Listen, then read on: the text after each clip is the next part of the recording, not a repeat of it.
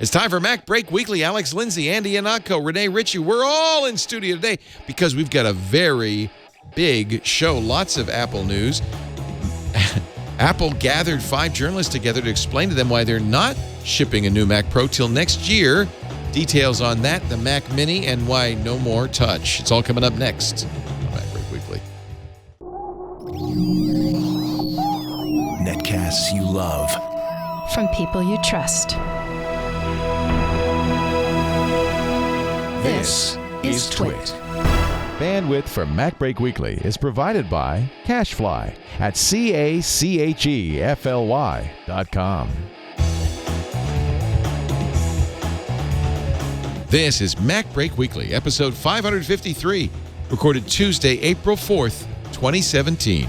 More than 5 pounds is wasted.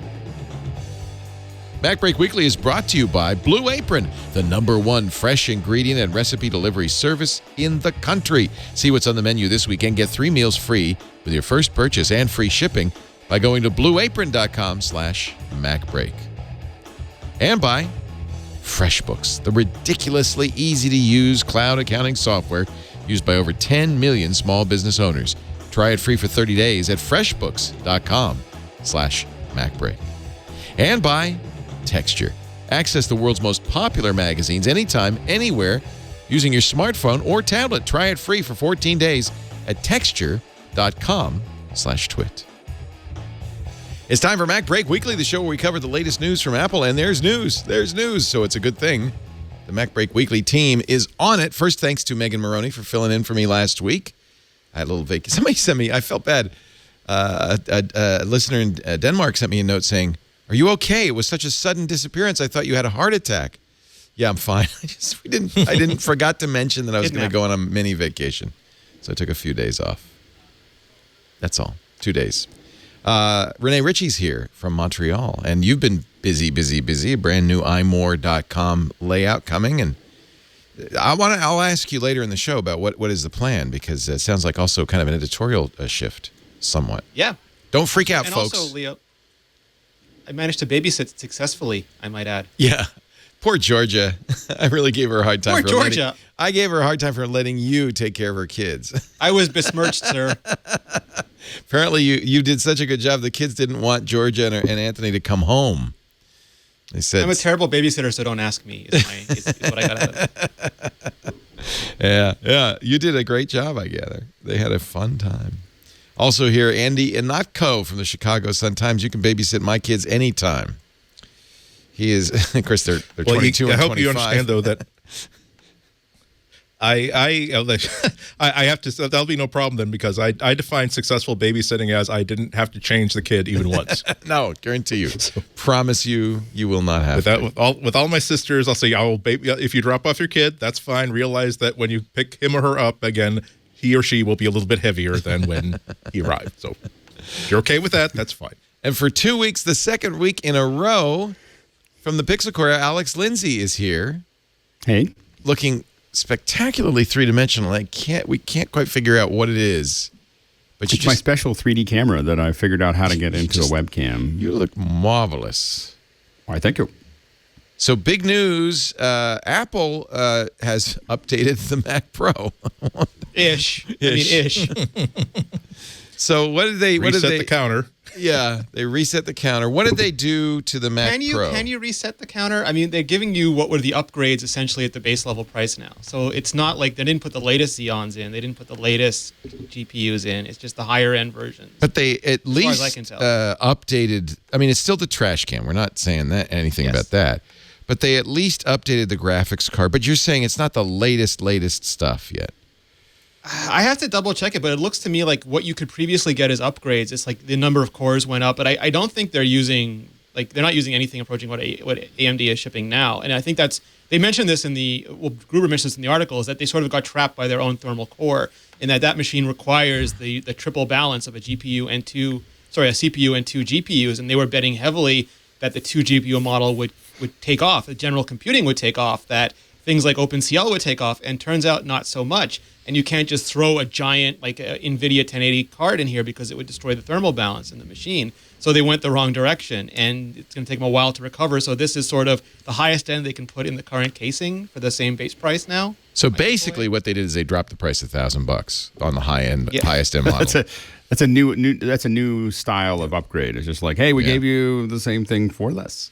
The $39.99 model with the 8-core BTO and the dual D700 GPUs is the high end stock configuration, and the former high end model with the 6 cores E5 Xeon and the dual D500s and 16 gigs of RAM is now the base model, $29.99.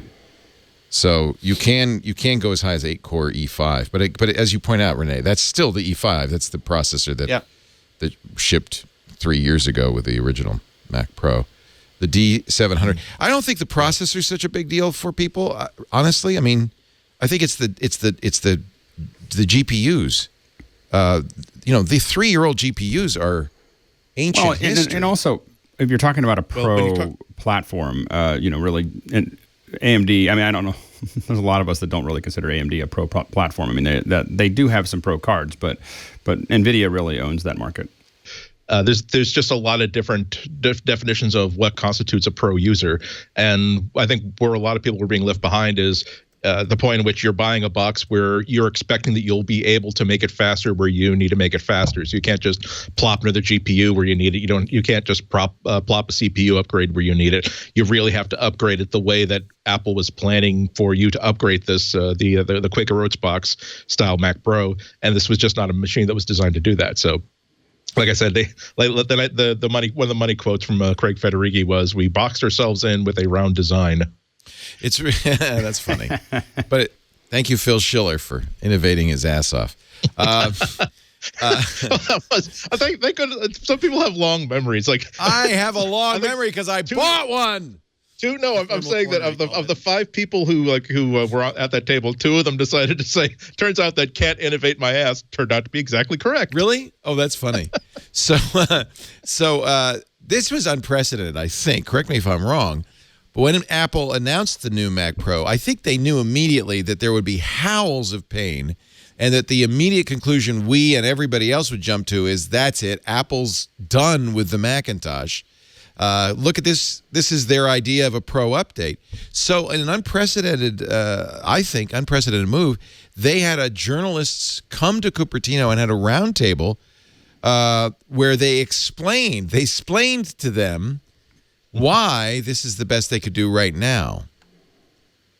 Yeah, they really did outline why some of the reasons why you didn't see that many updates, because, like Rene said, it's a triangle inside there with different subsystems on each side of that triangle, vertical triangle, and the idea is that each one of these sides of the triangle, as this computer was engineered, has to be generating about the same amount of heat as the others. So wasn't going to be as easy as if the weakness is the GPUs. If they guessed that the secret to greater performance is going to be distributed processing across multiple GPUs, when it turns out that the direction that everyone was going since 2013 was one big beefy CPU, a GPU that keeps getting updated. And so they couldn't plop in one big beefy GPU, because now one side of the triangle is hot enough to fry 3 eggs on, and the other two, with all the passive thermal stuff, can't really get colder in order to compensate for it. So they were absolutely stuck. Thank you, Apple. Thermal corner. Thank you. A mere $3,000 and 3 years later. Thank you.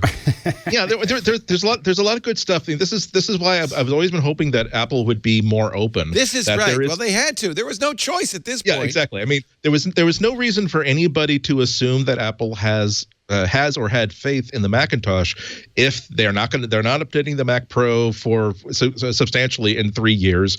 They come up with a new no updates to the iMacs, no real updates to the Mac Mini, update to the MacBook Pro that makes it more like a MacBook Air than a conventional MacBook Pro. Unless in that vacuum, people are going to make whatever decisions and speculations that they have to, and silence is not an answer.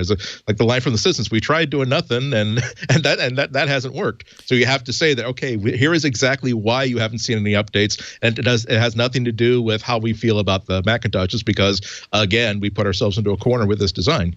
Well, if you want to judge how this new briefing strategy worked, you need to go no farther than the Fox News of Cupertino, Daring Fireball, where okay, that's very, very low. No, I think it's exactly right. I hate to tell you, but no. I challenge that. There were I read all 5. First of all, Gruber was the only one to specify here are the names of the other people who are at that table, and also linking to all of them, so it was easy for someone to click all the links and read all of the different coverage. Yeah, but they're up to 5. There are 2 or 3. Here's very, very his good. lead. Let's not beat around the bush. I have great news to share. Well, that is good news. Yeah, well, okay. I guess it is good news. He buries the part about, but this is going to be, another year or so. It's like comparing anybody to Delta Airlines. I have to say, okay, stop. All right, that's back mean. up. All right, okay, good. It was mean. I admit it was a cheap shot. But for me, his was the easiest to follow. A lot of them had very small articles or short articles that they were broken up a lot, and I find them really hard to follow. John's, to me at least, was very well organized and narrated, and it sort of put you at not exactly at the table with them, but in the table-ish. So who was at this table? Who were the 5 people at the table? John Paz from BuzzFeed.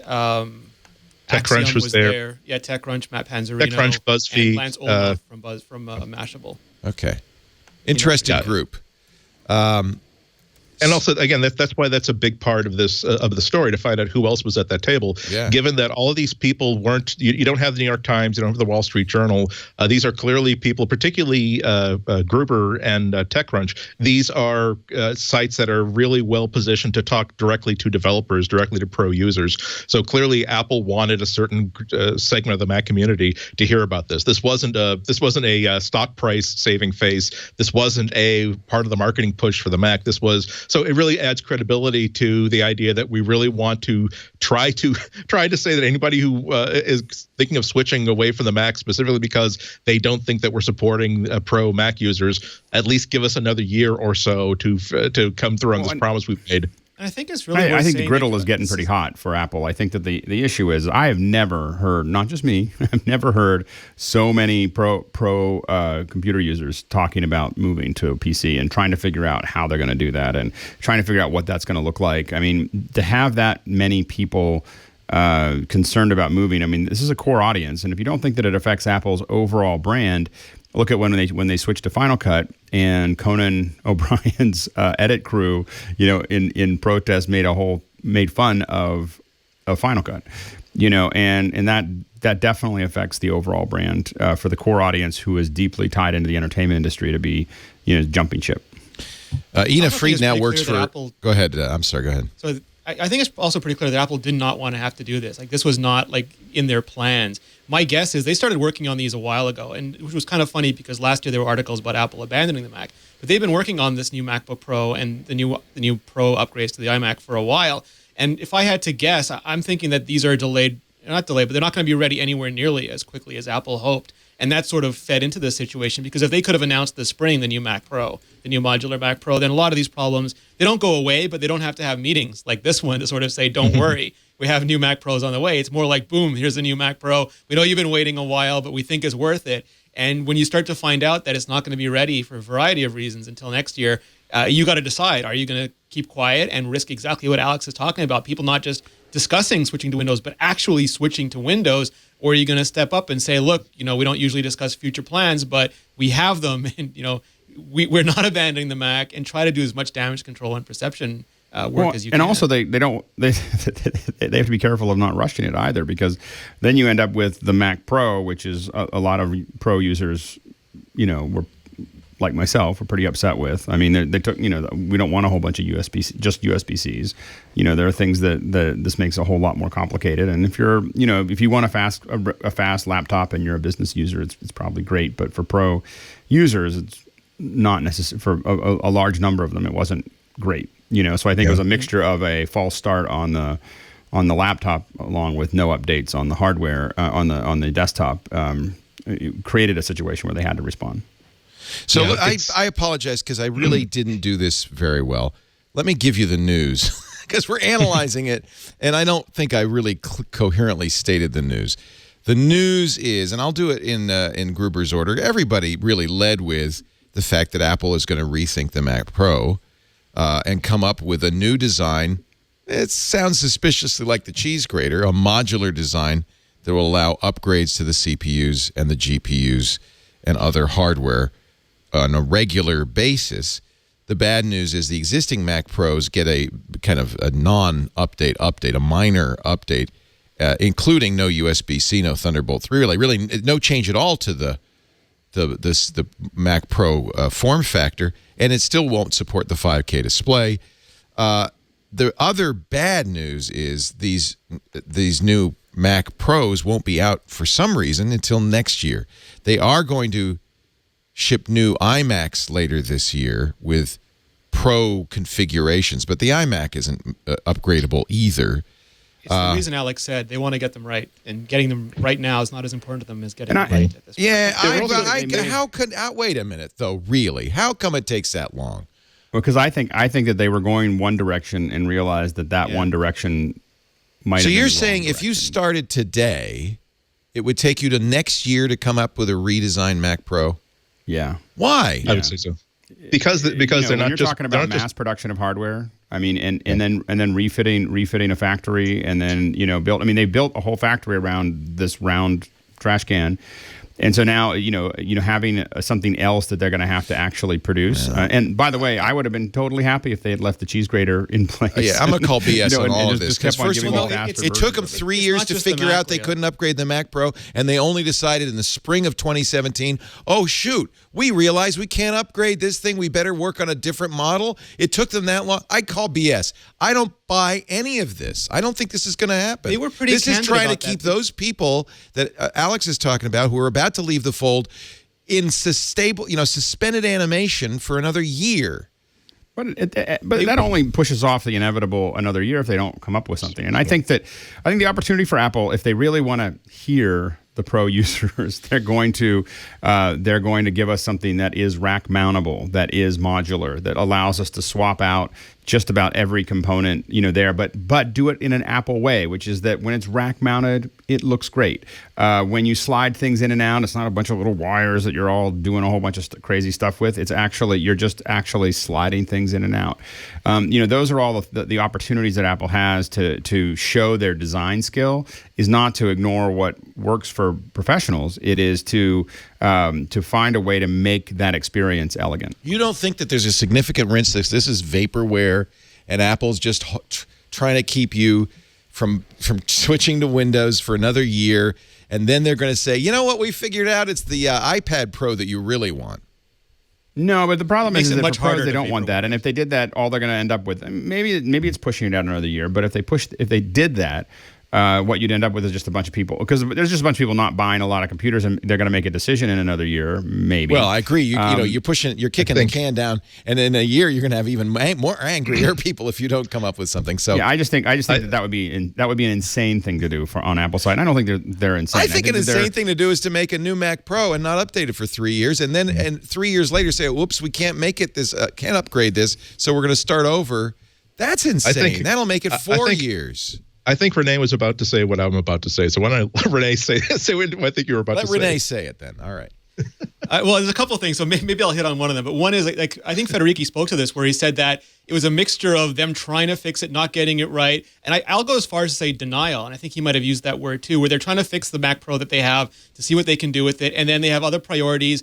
And it's like any human thing. Apple's a remarkably human company. You can distract, I've got to get that basement, that deck set done, I've got to get but look, I have to fix this car. And you're very good at ignoring problems, but that does not make them go away. And I think that they tried to ignore and a little bit fix this, but they had iMacs, and they can say iMacs sell better. We'll focus on those, and we'll get back to fixing the Mac Pro. And look, we got to get the iPhone out, and we'll get to the Mac Pro. And that it becomes years and years, and the pressure and the problem builds and builds. And at a certain point, I think probably a year or so ago, they realized that that was just going no further, and they started working on something new. How long does it take Windows manufacturers to make? So it's not just that. Is that So, Leo, it's not just that. It's that they have to get the new iMac out, the new display out, the new iPhone out, the new iPad out. The iPad didn't ship yet. The iPad Pro update didn't ship yet. And they have to get the Mac Pro out. So they're building this amongst the turbulence of getting all those other things shipped.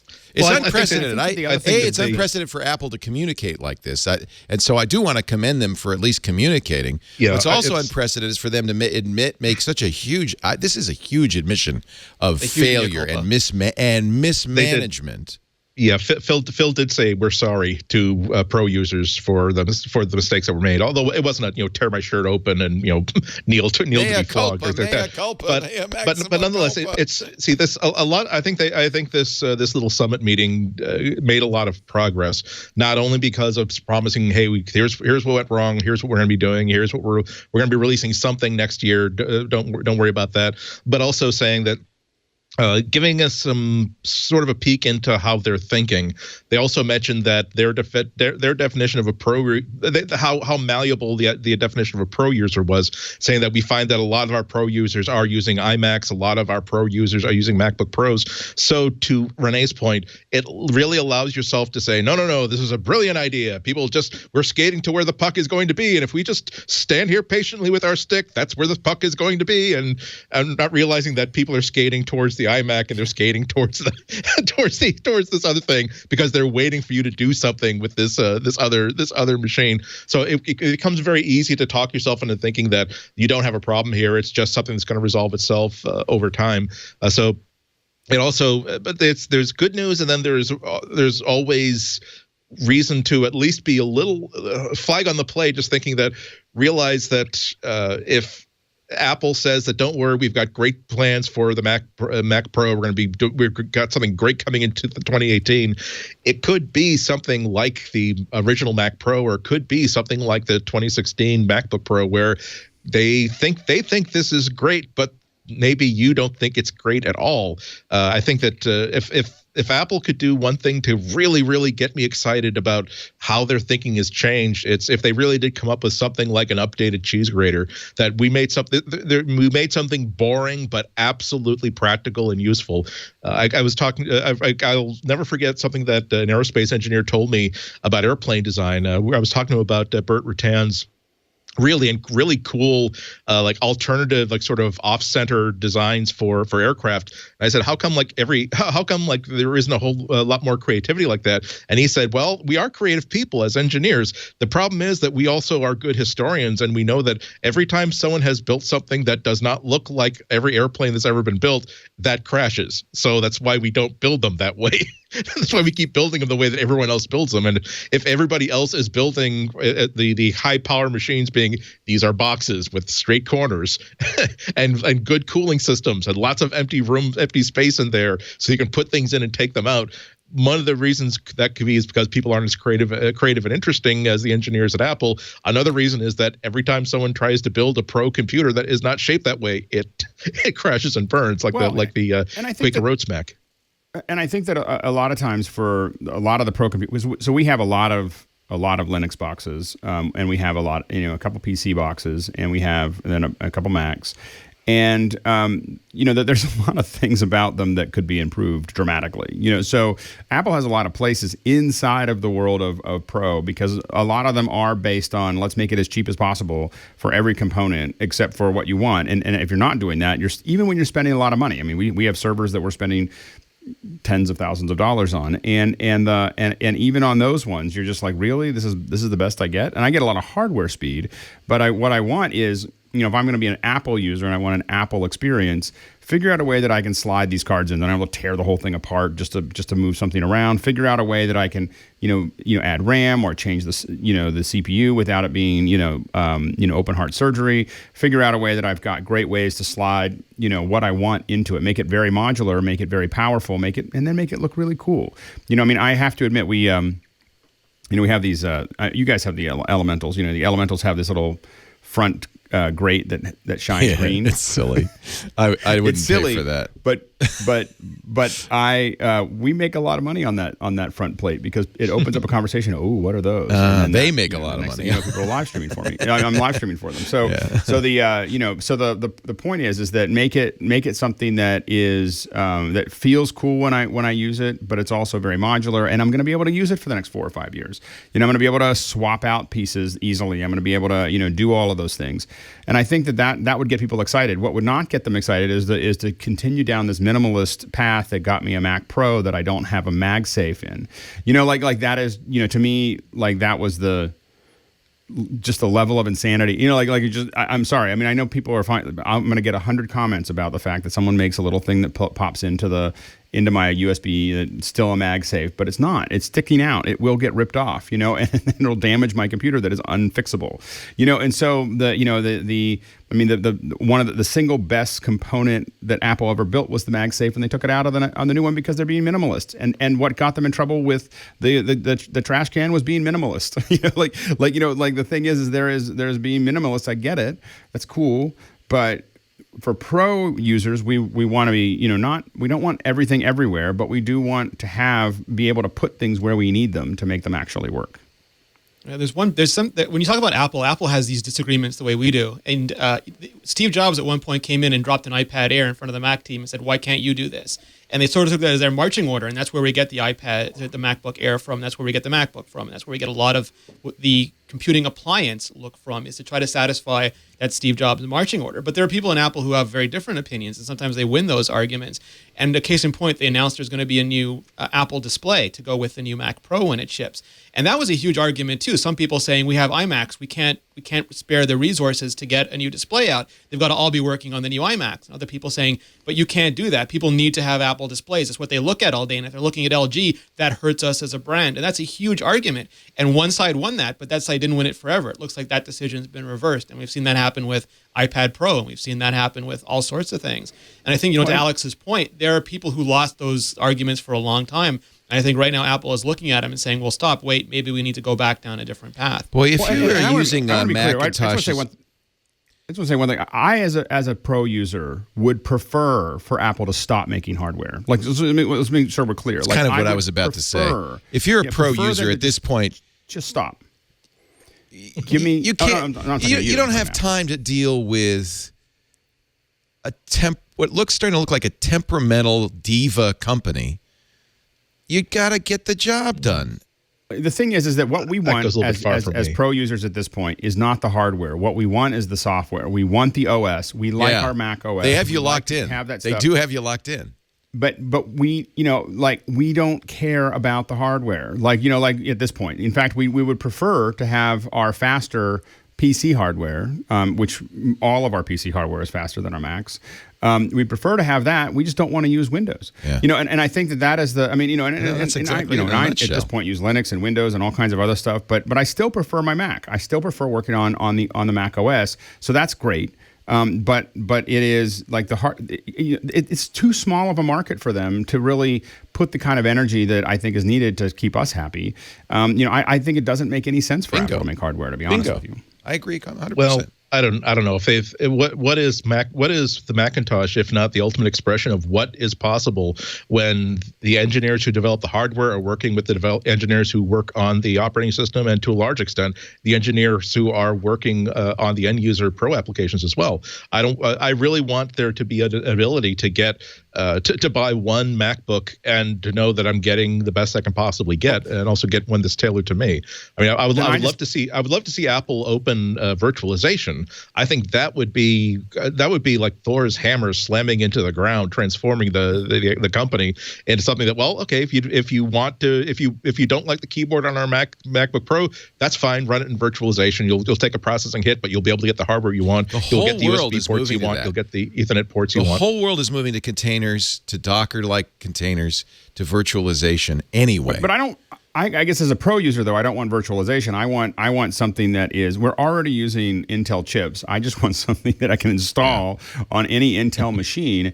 And is it possible there's their prototype for everybody to look at? Impossible. Is it possible there's a technology coming next year that Apple's waiting for?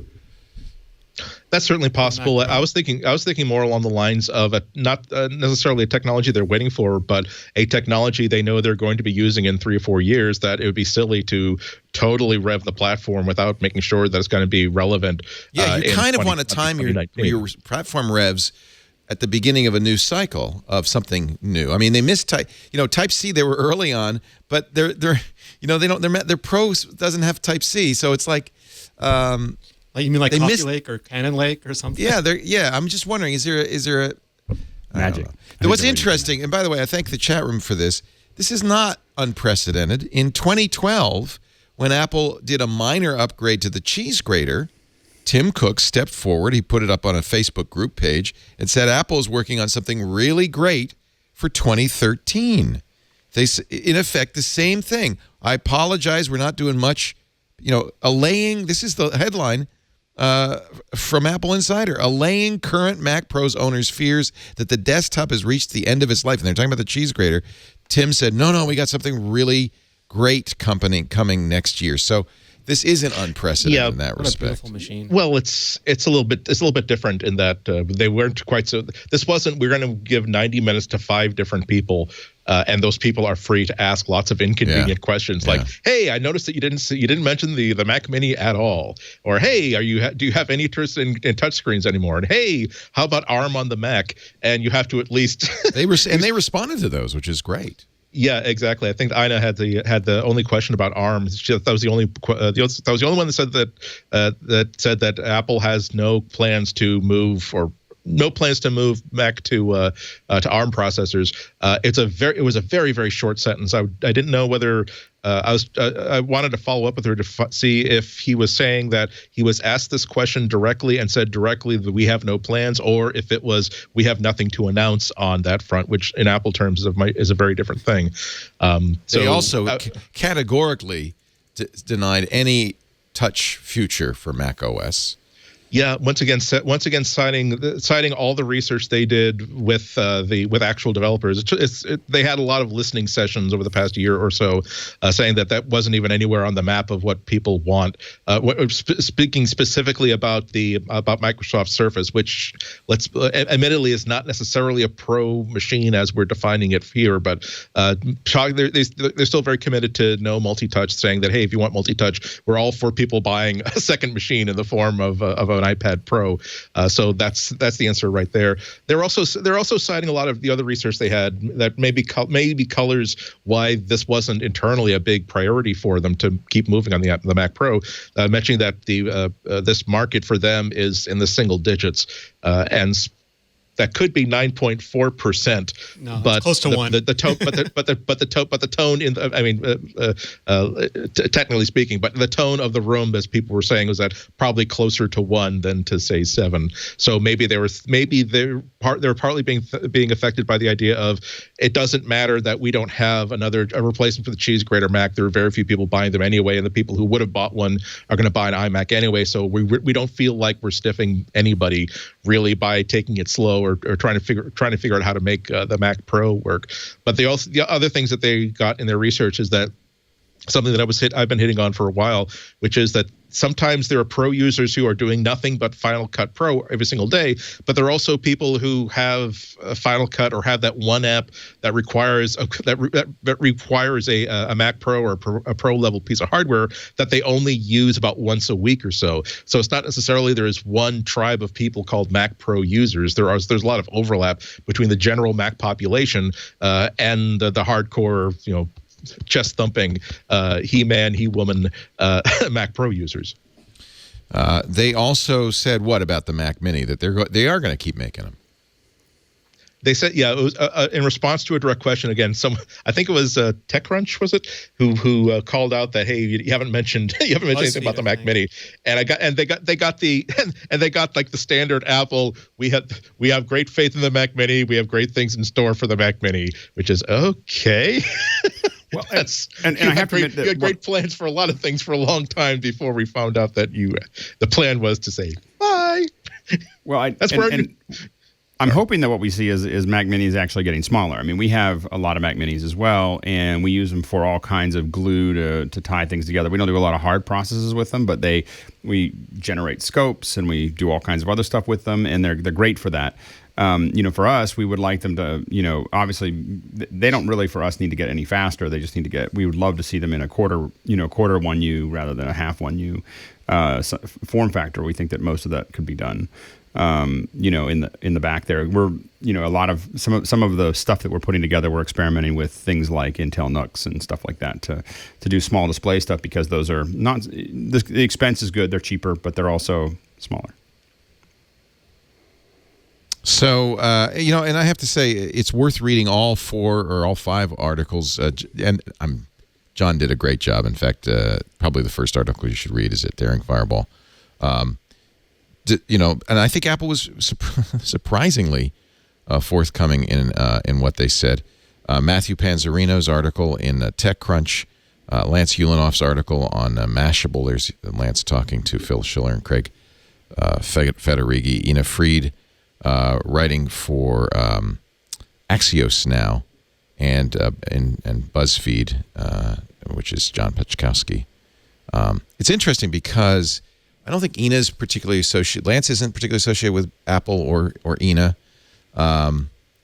John writes about Apple a lot. Of course, John Gruber and John Pachkowski both write about Apple a lot. But they did have some kind of people who are just more traditional tech journalists than Apple journalists. They got the word out. And you know what? All will be forgiven, right? In 2018. Hard to believe. Well, again, they still have to deliver on all this. Remember if they deliver, right? It's that let's not forget that for years they've been saying, oh, we've got great things in flow, we have great things in store, oh, we got great things planned. It's like, okay, that's nice, but I think one of the reasons for this little summit was, again, at this point, this is like hearing Apple say, we have great faith in the Mac. It's a big part of our future. That's like clicks, pops, and buzzes to the ear of any journalist. Like, okay, we don't even hear that anymore. Yeah. We will said that a lot. The news piece is going to be, you have actually shown faith in the Mac. You have actually moved the Mac forward. Right. And so although we're getting a lot of faith in the terms of promises of specific hardware, let's also see a new version of the Finder that is substantially improved from what's happened before, not just simply we've taken popular features of iOS and moved them onto the Mac. Let's see how we can leverage Siri so that it works better on the desktop on a Mac than it does simply as a speech assistant on the Mac. Stuff like that. I really want to. I'm glad to hear this. I'm glad to see them. Again, this is Apple is Catholic and they just ate a big beef hamburger on Friday. That's the importance of them doing this announcement this way. So I'm glad by that show of acknowledging how important it is that they actually start to get ahead of this. But again, let's start to see more excitement, more work, more visible work on the Mac than they have shown in the past 3 or 4 or 5 years. And I do think that one final interesting thing is that they really didn't bring in a lot of major press. They brought in the really specific verticals that were, that they felt were important. Yeah, no Mossberger, no David Pogue, and we're seeing that Ed Begg, none of the traditional Apple superstars. But actually, I think a good group of 5 people. Rene. No Rene. Absolutely, no Jason Snell. Rene's too big for them. I mean, he's too, like that whole thing. Like he's too big of a fish to have that. But I think it's interesting. We're seeing this across a lot of the corporate clients that we have of not really looking forward to the public press and really focusing more and more on online press in general. When they think about doing these announcements. Yeah, there was nobody from the Times there, nobody from the Wall Street Journal there. Yeah, that's interesting. Well, again, I think it's mostly because they want to know where the pro users are reading their news from, where what's gonna do the job of this PR hit.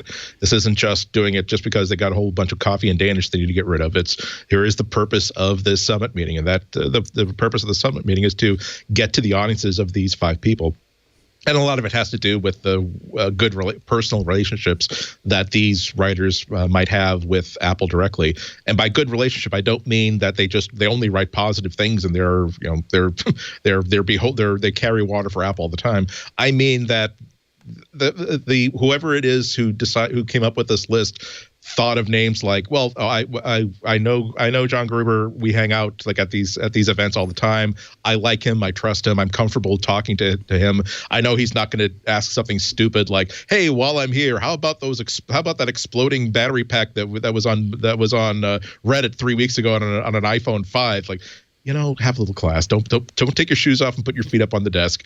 We know why you're here, and we know we're going to get things done for ourselves and for your readers. Or is it could be possible that Andy's onto something and they were actually moving Cafe Max to the Apple Park and had all this Danish they had to get rid of? Well, actually, Andy is onto something for sure with the point that this is a PR event. Oh, well, obviously, yeah. This is not a product, and Phil Schiller even said, you see all those black cloths, because they were meeting in the product design lab with all the CNC machines and he said, and many of them were covered with black cloths, and he said, don't expect us to unveil anything today. That's not interesting. what They chose that though, because they could have had them at the media briefing center. There's no difference if you're not going to show them products. Yeah, or a conference room, or they're again. Yeah, so what's the semiotics of having them in the design center? It's cool. Because this is exactly. I mean, let's be clear, there's like, also you a get invited, message. you're like, There's also a message. We're hard at work here. We're working, yeah. Yeah, they again, it puts the entire thing in context that this is not, we can't just simply order parts out of the Snap-on Tools catalog and assemble them and ship them out. We do have to do design. The lobby of this building, according to this, has like just handmade shell prototypes going all the way back to the Performance series. When Renee's right, they could have just had it in a conference room just as easily. It's all about keeping this message very, very clean and very, very pure, and it's nothing that other companies don't do. I've had meetings with CEOs where I'm very, very aware that we're it's like, am I going to be in a comfy chair, or I'm going to be like in a bench where like there's all kinds of trees in the gardens, and where we can have part of the conversation about how, well, like, take a look at that bamboo tree over there. It's like that's a good metaphor for the sort of casing that our philosophy about die design. Like, okay, so that's why I'm sitting on a hardwood bench with a little table between us for my recorder, and we're not in a nice conference room where I don't have to like button up my overcoat. All right. So if you're a hard-headed pro user, not swayed by events like this, but really trying to decide what your budget for 2017 and 2018 is going to be, you've got jobs to do. Do you say you don't? This is not the information that's going to change anything, is it? Well, I think that first it depends on how deep someone is in the OS 10, or like it depends on how deep they are in the process. So they've got a lot of apps that they're comfortable using that aren't available on the PC. I think if they're using Final Cut, they're going to try to hang out for a year. If they're using Premiere, maybe not. They are going to make decisions. I know a lot of folks that are buying a PC. A lot of pros are buying a PC to sit next to their Mac as they try to figure out whether it makes sense. Get comfortable with Windows platform, because a lot of it's just comfort of the Windows platform. Is it something that they can do, trying to do as much work as they can do on it? So I think that this year is definitely, for a lot of pros, they're going to keep on dating, dating other girls, and they're not sure if this relationship's going to work or not. I think that they may hold out before they start buying 10s or 20s of computers to roll out until Apple does something in 2018. There's a big risk, though. But a lot of them are testing. A loss of confidence, because Apple's in effect admitted that they bet on this trash can for, well, we kind of already knew it, but they admitted it, that they bet on this trash can and weren't able to upgrade it. They made a horrible design decision. And I think that's a the strike Mac against Pro, you if you're thinking. I think the MacBook Pro really turned a lot of people off as well. Yes. So they just really, with the long delay combined with the backlash from the MacBook Pro, I think puts them in a box where they could lose a lot of pro users very, very quickly. And I think that if they don't knock it out of the park in 2018, I think it's over.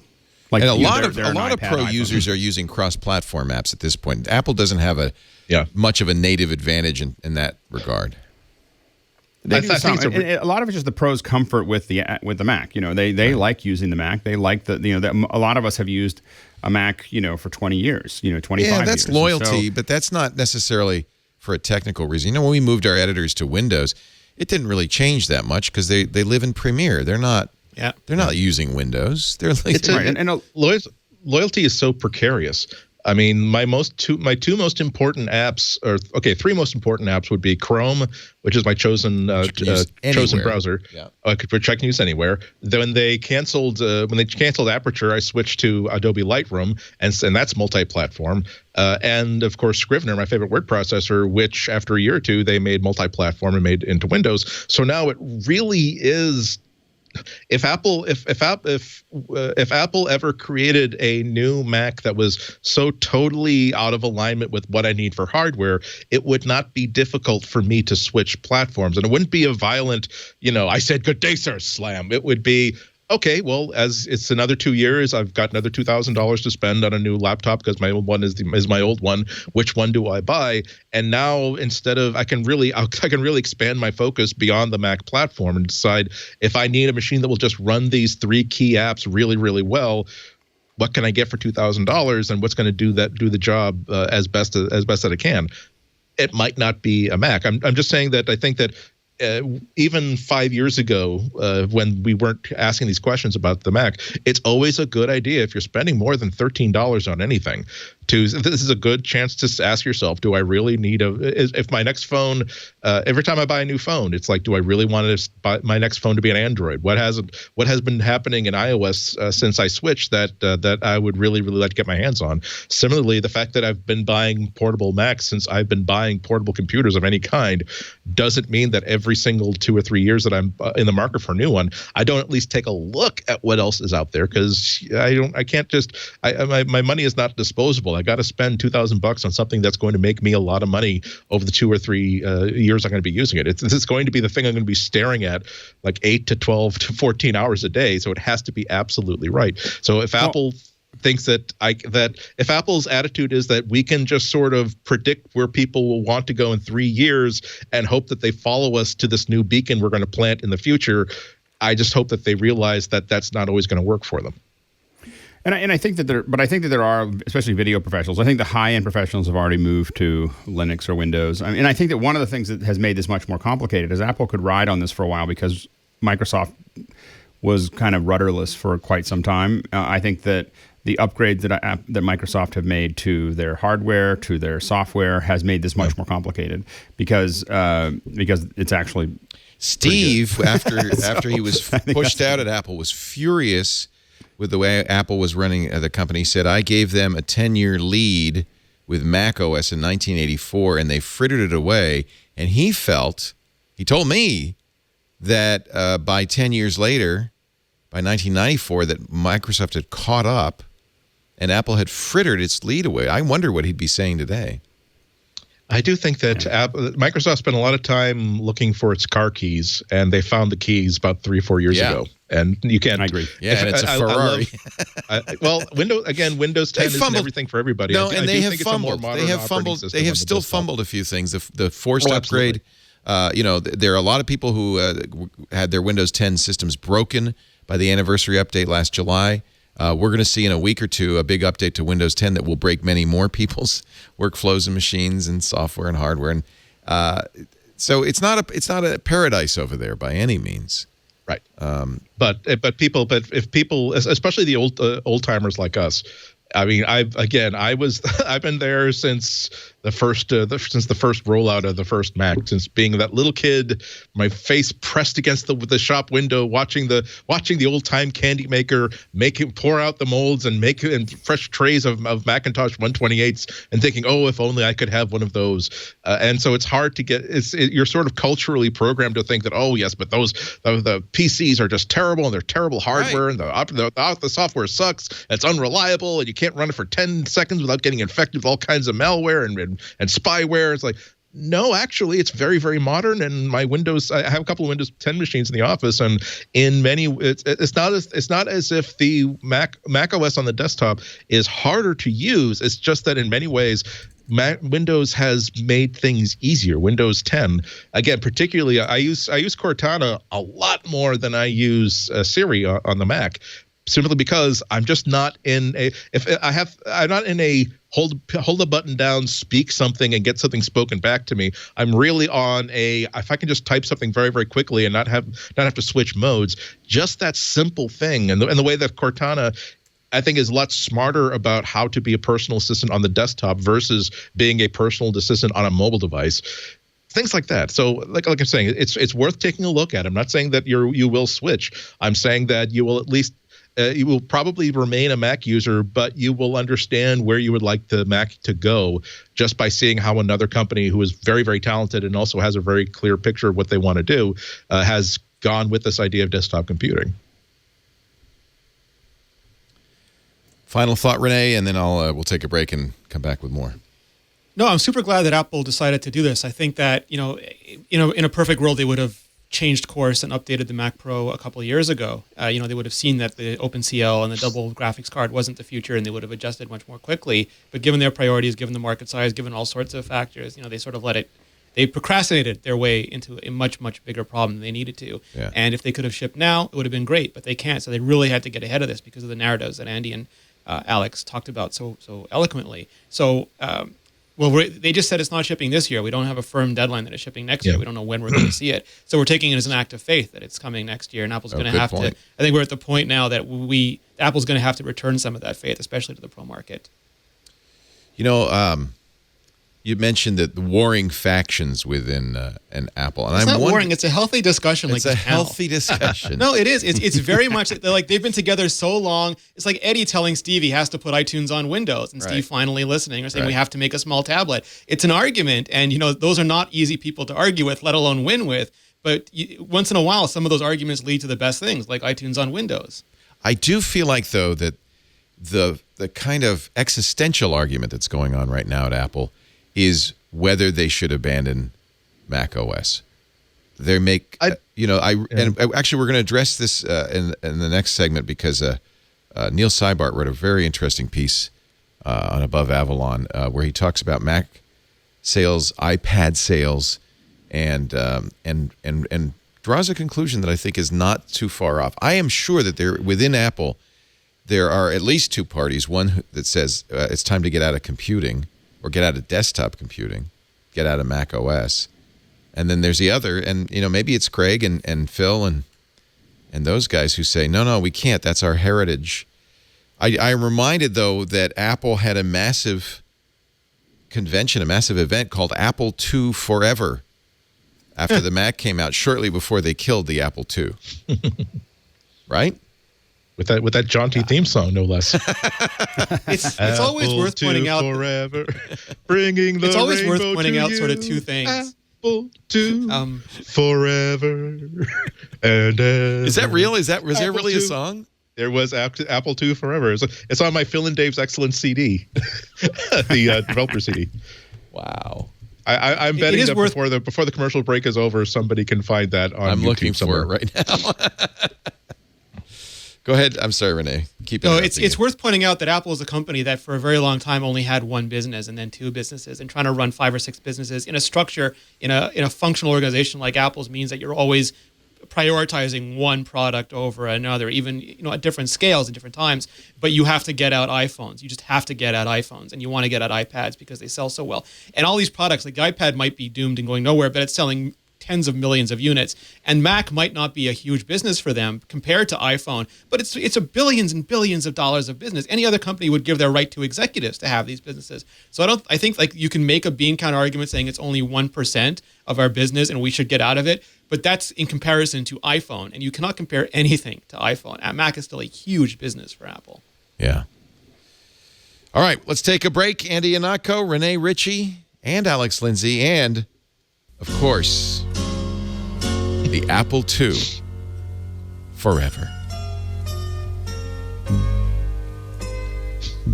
Remember how we started not so long ago. We dreamed of giving everyone a personal way. Now I want you to imagine somebody in a colorful leotard waving one of those ribbons on a string on the stage. This is an official video from Apple, though. Now we're making history. Now the flash dance part.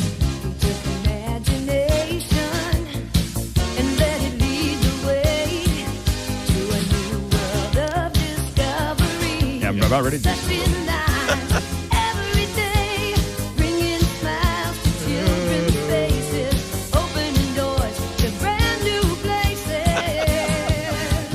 Kind of sounds like Kim Carnes. It's a fake, it's a cheap Kim Carnes. There's the San Francisco skyline and the rainbow and the big Apple II Forever conference. This is in the mid-'80s. And it sounds every bit of it. Oh, it goes on and on. The ending is just incredible. There was some guy with an apple. Like an apple to eat. Like a piece of I don't know if it's a fruit. separate song, but it might be a song called "Leading the Way." Oh, I remember Leading the Way. I think that's a separate Flash song. dance, like you imagine the part of the presentation where they're like aerobics people like spelling out apple and egg.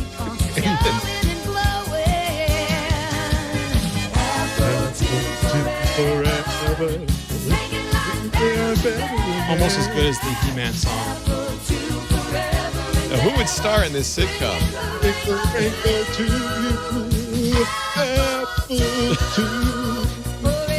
And I thought Andy was joking. No. Apple too. A Winchester does not joke. Oh, it goes on. There's more. It just keeps going. Oh, there you go. Leading the way. It goes leading the way. Now the question is, how long did this go? How long after this did they kill the product line? You know, that's a good question. Somebody should do some research because it was shortly after this. You saw in this video, they have Macs. It was shortly after this, after the convention, Apple II Forever convention, which I think it was in 1984. It looks like it was April 12th or April 24th, 1984. Yeah, that sounds right. So it's actually this month is the. Got to do my math quickly. 31st anniversary of the Apple II. Now we're in a Starfield. Forever. Well, I guess technically the Apple IIe looks like it was 1993. Oh, that's right. They kept last making them for a while, didn't they? Yeah. Yeah, I mean, I had some what would be considered November '93 Macs. was the Apple IIe was discontinued, and then remember they made the 2CI and yeah, right. this was actually when the 2C came out. They had the Apple II Forever, so forever, 8 years. 9 years. Our show today brought to you by Blue Apron, ladies and gentlemen. Blue Apron is the #1 fresh ingredient recipe delivery service, and they've got a box with your name on it with fresh, high-quality ingredients to make 3 delicious meals, either for a couple or a family. Each box comes with step-by-step, easy-to-follow recipe cards, pre-portioned ingredients, never any waste. If you need, a celery stalk, you get 1 celery stalk. Each meal is amazing, delicious, as the kind of meal you'd get at a 5-star restaurant, but you made it yourself, which is a great feeling. The house smells fabulous with all these aromatic, savory, a delicious scents. And you're saving money. Blue Apron is actually less expensive. The grocery store is about 60 to 70% more expensive. We're talking under $10 a meal per person for a delicious, delicious meal. That's a lot less than any restaurant. And Blue Apron's mission is to create a community of home chefs to make incredible home cooking available to everyone. I love it. Every week we get our Blue Apron box. But there is no weekly commitment. You get the box when you want it. You choose the menu from their website, so you only get recipes you're interested in that match your dietary preferences. Spinach and fresh mozzarella pizza with olives, bell peppers, and ricotta salata. What is that? Spaghetti bolognese. Oh, with butter lettuce salad. That looks fabulous, and creamy Italian dressing. See, if you learn how to make a great bolognese sauce, you will never starve again, my friends. Wow. Fresh pasta comes in the box and everything. This is so amazing. You're going to love it. BlueApron.com/MacBreak. Check out this week's menu. Get 3 meals free with your first purchase and free shipping. BlueApron.com/MacBreak. Food is better when you start from scratch, and I'm an absolute Blue Apron believer. MacBreak forever. MacBreak Weekly forever. No. Okay, just 2 hours. Actually, we've been doing this. This is our 553rd episode. We've been doing it for almost 12 years. It feels like forever. A long time. I've been doing that We've long. passed Hello Dolly, and if we get another 10 showings, then we will pass the original run of Chorus Line. You're keeping track of this, huh? We're never going to surpass Les Mis. And I don't know how the new revival of Cats figures in, but we're up there. The very first MacBreak Weekly was August 12th, 2006.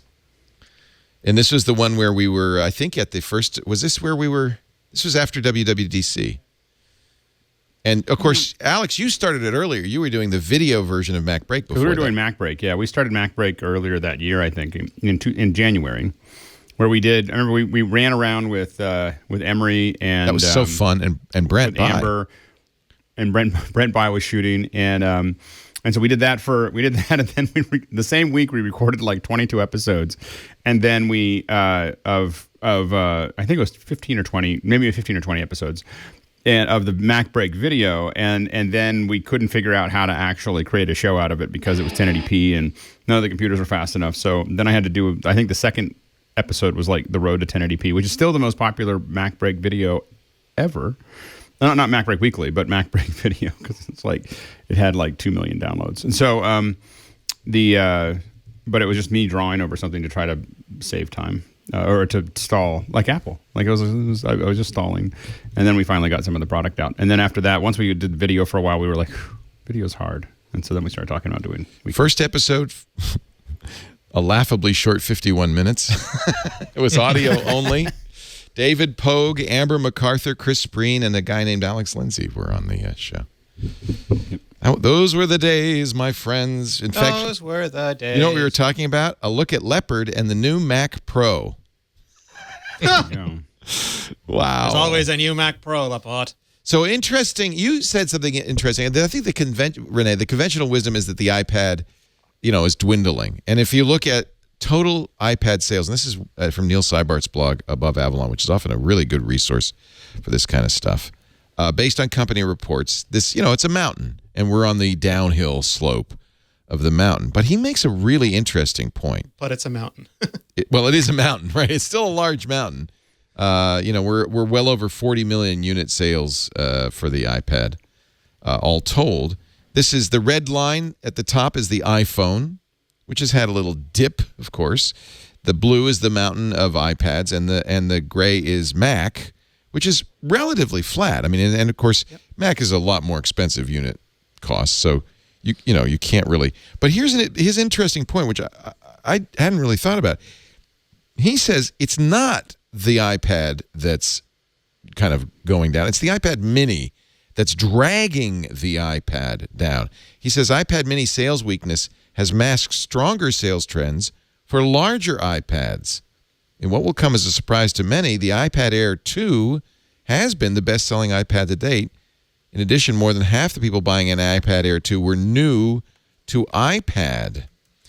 So if you take the Mini out, it's a very different kind of picture. And that makes sense. In fact, it confirms what a lot of people, including myself, had theorized, that as the iPhone got bigger, people didn't feel the need for an intermediate-sized device. And the Mini really suffered as a result. But larger iPads still are selling quite. iPad 2, and then for a very short time, iPad Mini, and then iPad Air 2 in terms of popularity. And then with this new 9.7-inch starting at $329, suddenly Apple, I think we'll see in the next quarterly results, but I think Apple now has a very compelling a story to tell. And I think a lot of people who said, I'm not going to buy a $500 iPad will look twice at a $329 iPad. People are not as sensitive to the speeds or to the laminated screen as we might be. Yeah, you have to. There's a dollar proposition, but also this is clearly a pitch towards enterprise. And schools. They've lost. Well, they've lost that. They lost. I don't think that. I don't think they look at the numbers and think that we can regain this market back. But they can definitely make it back in enterprise, because iOS devices that have so many problems with being suitable for what a lot of people want to use in school, a lot of administrators want to use in schools, have kind of like the reverse advantages in enterprise, where this is a dummy-proof machine. You can even give it to a vice president, and he or she cannot screw the damn thing up. They cannot. They just have to make sure that it's scriptable, it's automatable. Hey, look, listen to their most recent acquisition, a tool that will let you automate a lot of stuff on iOS very, very easily. And at $329, that's suddenly a lot more attractive than the baseline $500 machines used to be. So so Neil continues. Hell of a deal. Yeah. Neil continues on to point out that, for instance, Apple has really launched a massive marketing campaign for iPad as a PC replacement, right? That's what all those Twitter iPad ads are and all that. He says, ultimately, management has two options for the Mac. And this is what we were talking about before the break, and I don't disagree. This is for the Mac. But he does point out that the Mac brings in $23 billion of revenue a year, which is $4 billion more than the iPad, because, of course, Macs cost a lot more. Apple can either double down on the Mac. He says, from the product perspective, there's a clear path forward with the laptop and desktop form factors at Apple. The company could continue bringing elements of mobile to the Mac, as they have done. They did with Sierra. Apple can control more of the core technologies powering the Mac, and this would include bringing a version of iOS to the laptop and desktop form factors. This effort would take years to accomplish and utilize a significant amount of resources. Or, and I guarantee you these are the discussions that Apple's having right now in the boardroom and elsewhere, move beyond the Mac. This option would begin with more sporadic updates to the Mac line and then eventually lead to Apple paying less and less attention to the category as other products gain priority and resources. Apple would still sell Macs, but it would become clear the company's focus is on newer products designed to handle the tasks currently given to the Mac. We talked about this months ago with Ben Thompson's Stratechery article. Management faces a difficult choice between the two options. The Mac is selling very well. But, Neil says, I think that Apple's pushing larger screen iPads because management is determined to move beyond the Mac. Apple now thinks this is the time to raise awareness that the iPad is a legitimate PC alternative. And he does point out, everybody's saying, we love the Mac, we're going to make new Macs, et cetera, et cetera. I had a super fun experience last week. Go ahead, Rene, and then Alex. Go ahead, Rene. I had a super fun experience this weekend where both my godkids decided they wanted to be bloggers, but I only had one Mac with me. So the eldest started working on the Mac, and the youngest got really upset because I gave him the iPad. And he's like, I can't do anything. This is crap. I didn't say that, but I'm exaggerating. But then I showed him split view. I put the browser on one side and the notes thing on the other side, and he was like, this is amazing. And he started working better than the other one who was trying to navigate multiple windows and moving back and forth and getting lost sometimes. And it's sort of almost like the inverse, I think, of what Neil is saying. It's not that Apple needs to move beyond them or wants to push us beyond the Mac, but there's a realization that in terms of how markets go, we have this huge embedded traditional computer base. But kids these days are being born into a world that is touch first, that is mobile first, that has access to technologies that simply weren't available when the traditional computing market started. And that if Apple doesn't move more towards iPad, the Mac business will evaporate the way the iPod business did one day, and they'll be left sort of standing around and staring. And Apple is very good at not being left standing around and staring.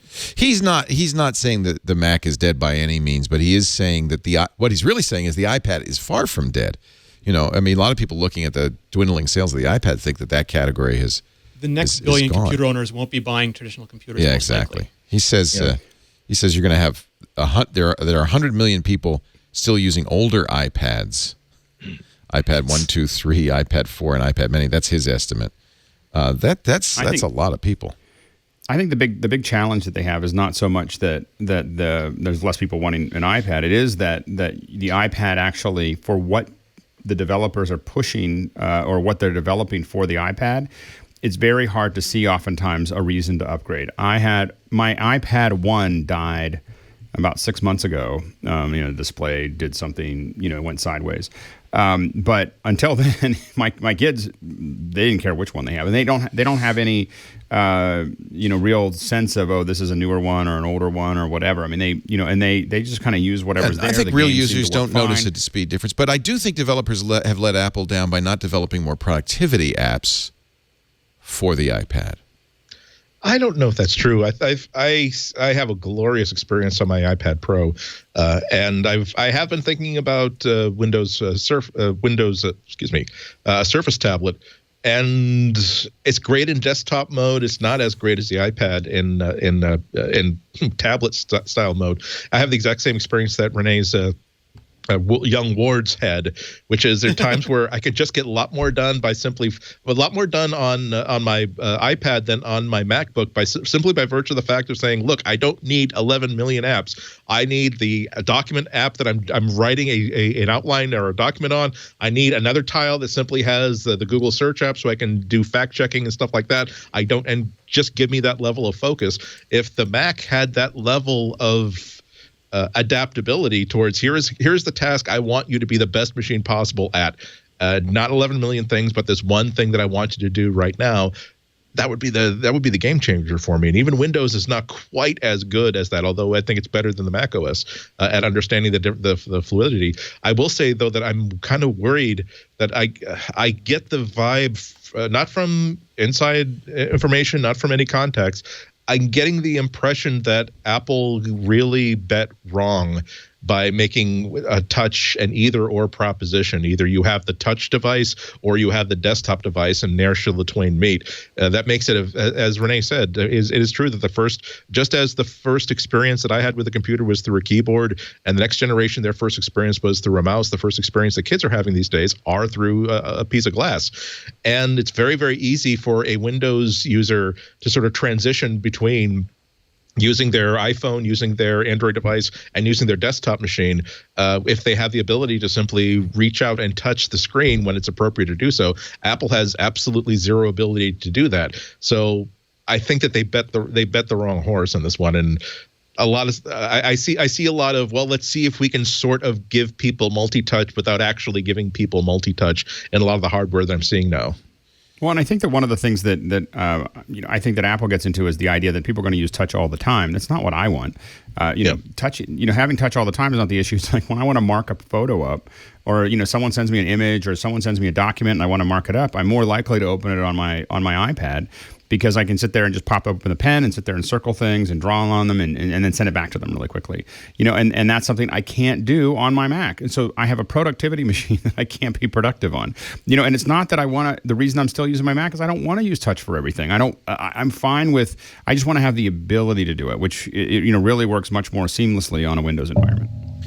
I guess the other question is that will all those 100 million iPad users buy another iPad when the battery dies or whatever? And I think so, right? I think with the new they will point, if they do something significant to it. I mean, if they do something that's going to, but at some point, it may not price is significant. Price is significant for a lot of people. Like for some people, the absolute most important feature for them is price. Yeah, they're not going to buy it a whim. But when the battery stops working, or many of these iPads are 32-bit, and all of a sudden apps stop working, they're going to buy it. They don't get operating system updates. So a lot of people in my family have older iPads. My mom moved to an iPad Pro because she's an artist and she loved the idea of pencil. But a lot of people look at it and say $600 starting price point. That's just too much for it. Yeah. And now a lot of them who had iPad 2, iPad 3, 4, iPad Air 1 are looking at the new iPad and saying $329. And that's a huge incentive because they will get the OS updates. They will get all the fancy new apps. And I think it's just one thing where I don't know that Apple bet wrong so much as they were a victim of success. Microsoft had no successful mobile operating system. If Windows Phone had sold gangbusters, and if they decided to make Windows Phone the Surface operating system, we could be looking at a very different reality now. But Windows Phone didn't. Microsoft had very little choice but to add touch to Windows because the touch operating system didn't work. Where Apple had the other problem, iOS is one of the most popular operating systems on the planet, and to go back and spend time retrofitting macOS rather than just keeping improving iOS to the point where maybe eventually an ARM MacBook runs iOS instead of macOS, it's hard to devote resources between two products as opposed to one. Here's an interesting product category. They've done that on other product lines. I think they could have done that. And I don't think, knowing my Microsoft history, I don't think it was quite as backed into a corner as that. Although I think that we have a sort of reversal of roles here, where Apple has often benefited from the ability to look at how bad. The iPhone was such a success partly because they could look at all the problems of the BlackBerry, and they could look at all the problems, limitations of Windows Phone devices. I'm talking about the previous most Windows Phone devices and Nokia's and things like that, and say, great, we know what people want to use these for. Now let's build a way of doing that that's much, much better than what they have now. Microsoft sort of was able to do that in reverse, bringing, hey, people, not only have there been netbooks, but now there have been iPads. We know that people like them. We know what people are using them for. Now let's create a new version of Windows that allows people to, that basically lets people use an iPad, but in more fluent ways. And Microsoft has always had the advantage of they don't have to throw everybody out with a brand new update. Right now, the usage is split between Windows 10 and Windows 7, not because Windows 10 is necessarily a failure, but because people can very, very easily choose that, well, I don't really have a need to upgrade to Windows 10, so I'm going to stay with the one platform I'm used to, the one platform I like, which gave Windows 10 a couple of years to really find its legs, so that by the time someone is looking for a multi-touch device, they've got something that's a lot more mature. It's a really interesting conversation, though.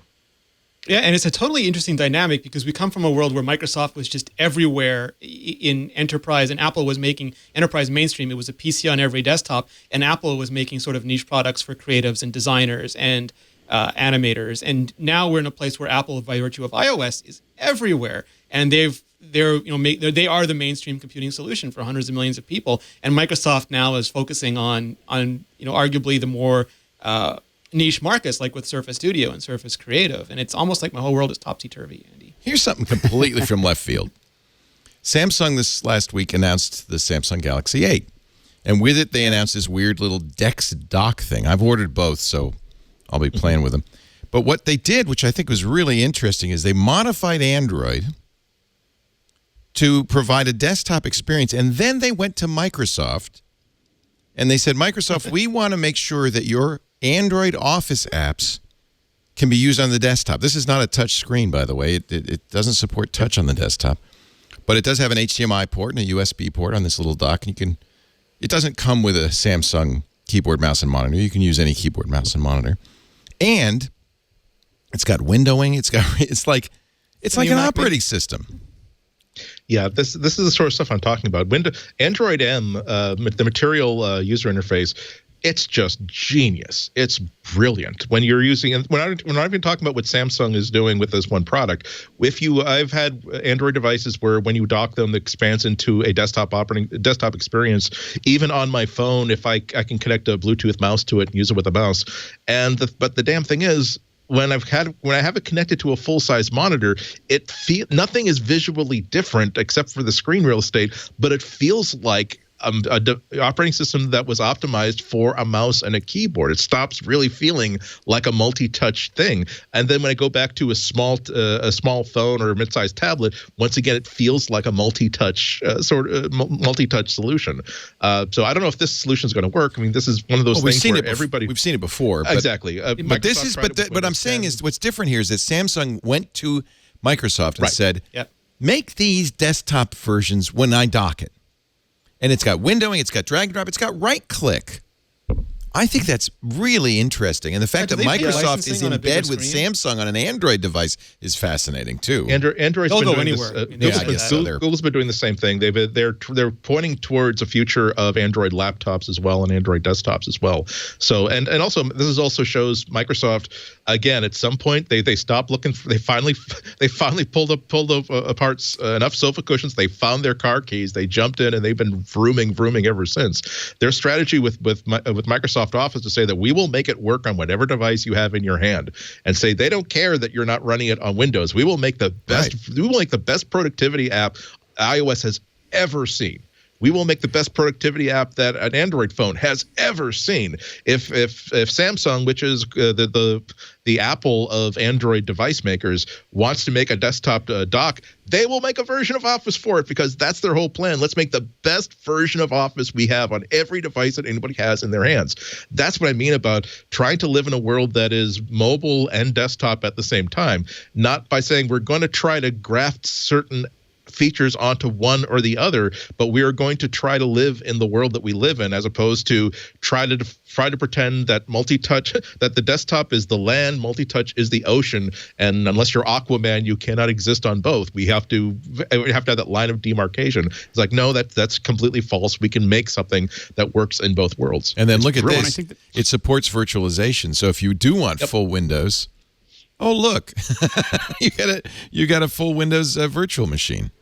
Well, I also think Google that would do it on the Isn't Pixel. that interesting? That's because, by the way, this has a very fast processor, which I'm sure Apple could compete with, the Snapdragon 835, which is a 10 nanometer, Apple's very. is about twice as fast on single-threaded applications. So there you as the go. latest Xos. Yeah. And also, it's the proof is in the pudding. We'll also see what it does with heat. Yeah. It's got a fan built in. It's got a little built-in fan. but let's see if it can. I was going to talk about the. So I was at the event, the Samsung event last week. I actually got one of the new Gear 360 cameras, and when I got home, I was able to connect it to. It shoots 360 degree video, 360 degree stills. Unfortunately, the software is going to be available for iOS when it ships.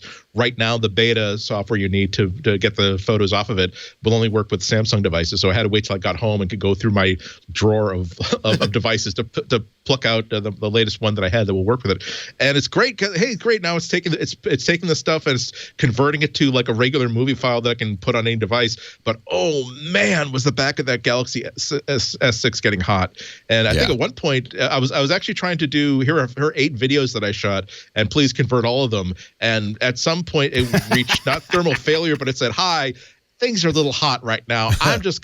Oh Lordy, I believe I've got myself some vapors." I got the vapors. I'm gonna reckon my fainting couch. It does that. It does that with the Gear, with the visor, the 3D visor as well. Yeah. And that is a problem. And actually, it could be a big problem. And remember that the Snapdragon 810 was a across-the-board failure because of heat problems. In fact, companies ended up underclocking it because they just couldn't use it. I hope And heat Qualcomm stress battery life, too. Yeah, I hope Qualcomm destroys the battery hasn't cycles. made the same mistake with the 835. I ordered it. We'll see. I'll play with it. I think it's just interesting. I think it's Have you tried Continuum, Leo? It's very interesting. No, but it's the same idea, right? Microsoft offers a little dock but it's only right now with an HP phone, a rather massive HP phone. But the premise is, why do you have to have multiple computers?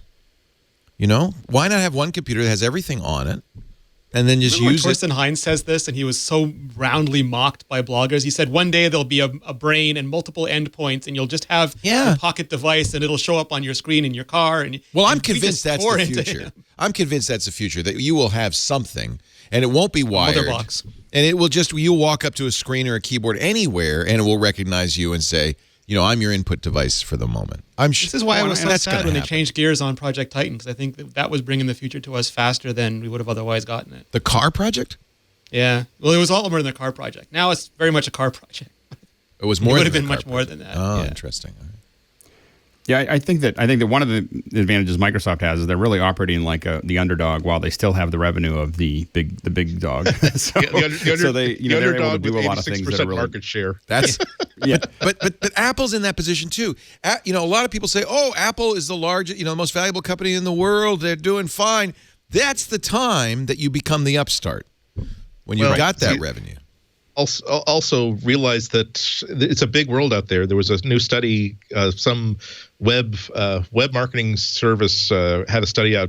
Was it released yesterday or a couple days ago, saying that Android is now, by a certain metric, the most popular internet operating system on the planet, beating out Windows, beating out iOS, in terms of devices that are used on the internet, not in terms of revenue, not in terms of users, but here's how much is transacted on the internet with this. It is ahead by a fraction. It's ahead of Windows. And iOS is way ahead of Android in North America. It's also way ahead of Android in Europe, but it's a world market. I haven't dug into this study yet. I wanted to ask the big floating question is: do you factor in all those crappy adware apps that push all kinds of traffic that the user doesn't know or care about into all of this? But nonetheless, that's not a lesson of, oh well, iOS is on its way down, but that it is a big planet, and it's not just the United States that uses computers. And so if Apple, I don't believe that Apple thinks that, oh well, we're on the top of the world, we're making so much money, this cannot possibly, the iOS is going to be great forever. I'm sure that they're looking at those kind of numbers worldwide and thinking, what parts of the planet are we not picking money up off the floor in, and where are our vulnerabilities, and how can we make sure that the advantages that we have in iOS and the advantages we can deliver to users with iOS are still going to be relevant 5 years from now. By the way, Rene has published his 5th generation iPad review and calls it the best value in tablets today. You've got a great image in here that shows the difference between a laminated and non-laminated screen. Not that anybody would really care, but you this is, by the way, the new iMore Yellow. You think this is the iPad 5, especially at $329, is a very it was a very hard review for me because I kept going through and going, no, the camera's not as good, no, the screen's not as good, no, the processor's not what I want. And then I realized, $329, and That's it really is like an amazing iPad price. SE. Yeah. Where they took previous shell, they put in new internal. It's an iPad Air, original iPad Air with the guts from basically a 12.9-inch iPad Pro. Rene, not for anything, but if give me a mailing address. I want to send you either a towel or a big piece of felt, because every time you have these reviews where you have these beautiful things on asphalt and on cobblestone roads, I feel so bad. If you place them vertically, they're fine. And also, what I started doing. It'll just make me feel better. There were so many complaints. If you scroll down to the internal section, I actually have it. I used a clever mix of Lego bricks. Oh my god! Clever use of Lego bricks to make sure that it wasn't actually touching the. It's floating above the asphalt. It's a review unit. Do whatever you want with it. You're hurting all of us. A selection of colors. Hey, at least he doesn't put it in a blender. That's true. That Or blow it up. hurts. Did you see the one where they blew up an iPhone with 25 pounds of black powder? Why? Did you? Well, especially never mind. I hope you wear eye protection. I was going to give when you a do that. technical review of why that doesn't make any sense. That the first 5 pounds is all that really matters, and the other 20 is just a burn because the black powder doesn't. They were using the black powder. The way it's going to burn is it's going to burn off on the top, blow the iPhone off, and then just burn out the rest of it. Ladies and gentlemen, I not think that we've ever- learned something about gunpowder here, and I think that's very valuable. And I'm going to remember it from now on. Well, The first 5 pounds is all that matters. Well, if you're blowing up an iPhone, if you're going to contain it, the whole 25 pounds is going to be useful. But you have to put it it was inside of a in shell an or uncontained something. situation. Yeah. What they didn't what I define like is is whether that it was every- 2F every- or 4F or 5F. These are all things that are important as far as the speed of burn.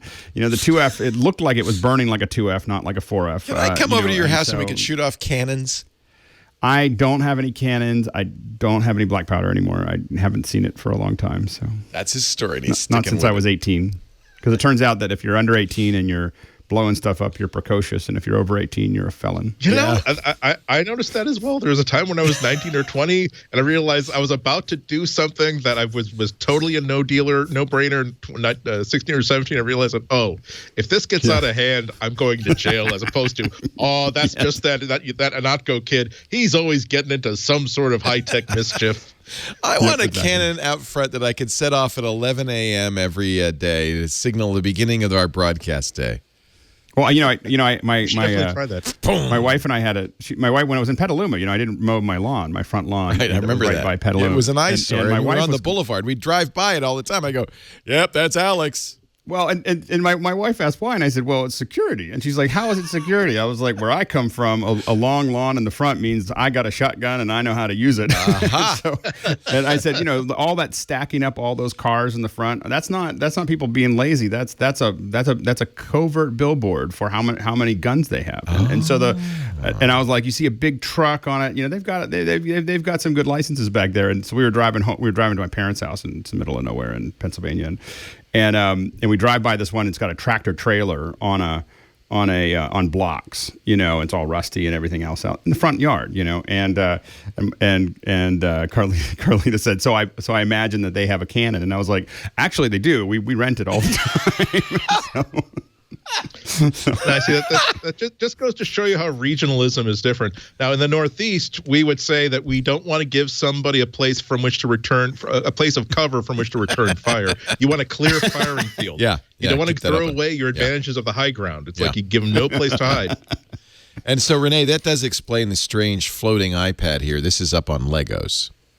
Yes, I've been doing that for more pictures now because of people like Andy who just look at me like they're going to murder me. No, he's got it stacked in front of Samsung Galaxy phones just to be No, rude. then it'd be on.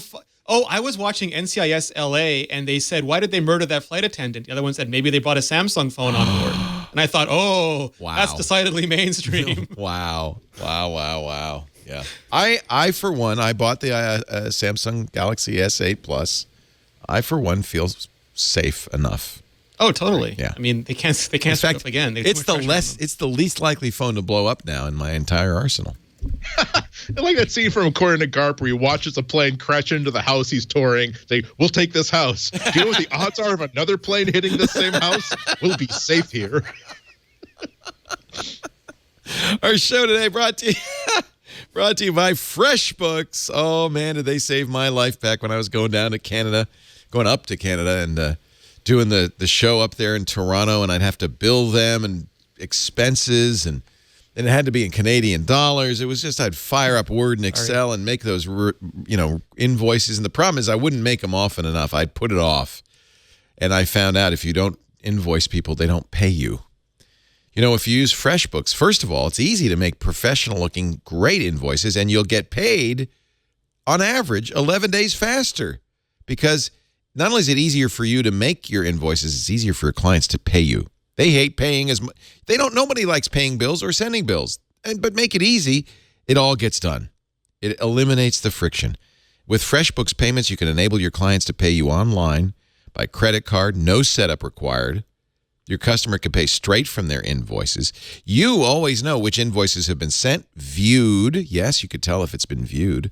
Paid, which invoices are overdue, which are outstanding, how much your outstanding totals are. In fact, you know your whole financial story right there on the FreshBooks front page, right on the dashboard, including expenses, how much you paid, how much you owed. You can easily brand those invoices, make them look great. You can set up recurring invoices, set up auto payment reminders, automatic late fees. That's one of the reasons you get paid faster. You keep on top of it, and it's easy. FreshBooks time tracking allows you to bill for time by client and by project, so you can track your time down to the minute and even manage team timesheets. That's all in the app on an iPhone or Android or on the desktop. When it comes time to create an invoice, you'll know what you did, when you did it, and you will do it in less than 30 seconds. Oh, man, it has saved my life. Now, since I started using FreshBooks, that was 2004, 10 million small business owners now use FreshBooks. It's grown, and it is great. It's gotten better and better and better. Next year, it's too late for this year's tax season, but next year, you'll ensure a smooth tax season and save 192 hours a year on paperwork. You didn't get in a business, to do paperwork. Just by using FreshBooks. Try it free for 30 days. FreshBooks.com/MacBreak. Enter MacBreak Weekly in the How Did You Hear About Us section. We'd appreciate that. FreshBooks.com/MacBreak.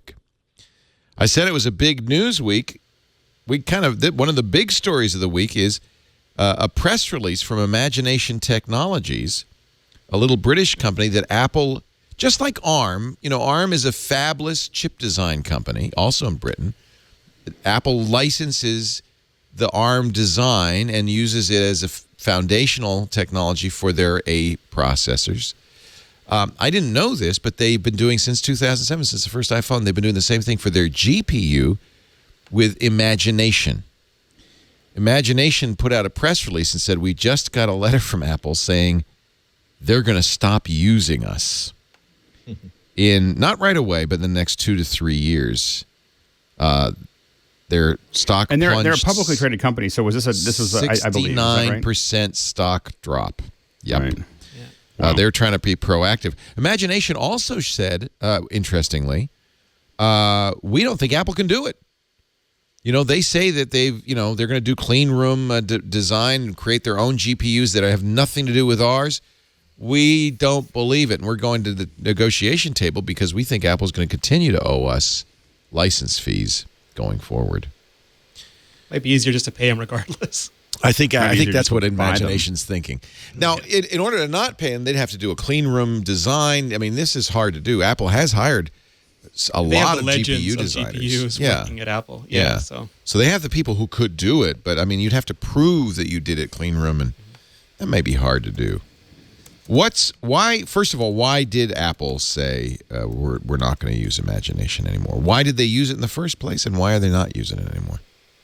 The original iPhone used almost off-the-shelf parts. Like they had Samsung CPUs that used ARM, and they got the Imagination GPU because that wasn't an area of expertise. At some point, Steve Jobs said, just like I want the best sushi chef in the world, I want the best chip people in the world.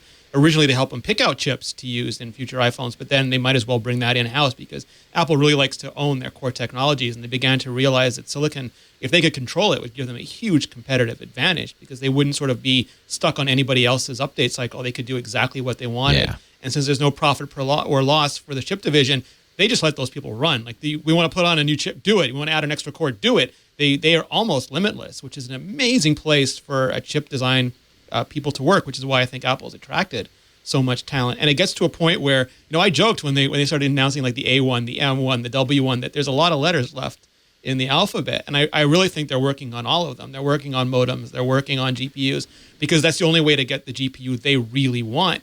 And we've already seen them do custom versions of Imagination GPUs where they have extra cores or slightly different Just cores. like they do with the ARM chips, right? The ARM design. The ARMs are 100% custom now. Like they used to use a reference design, but you can also just license the IP.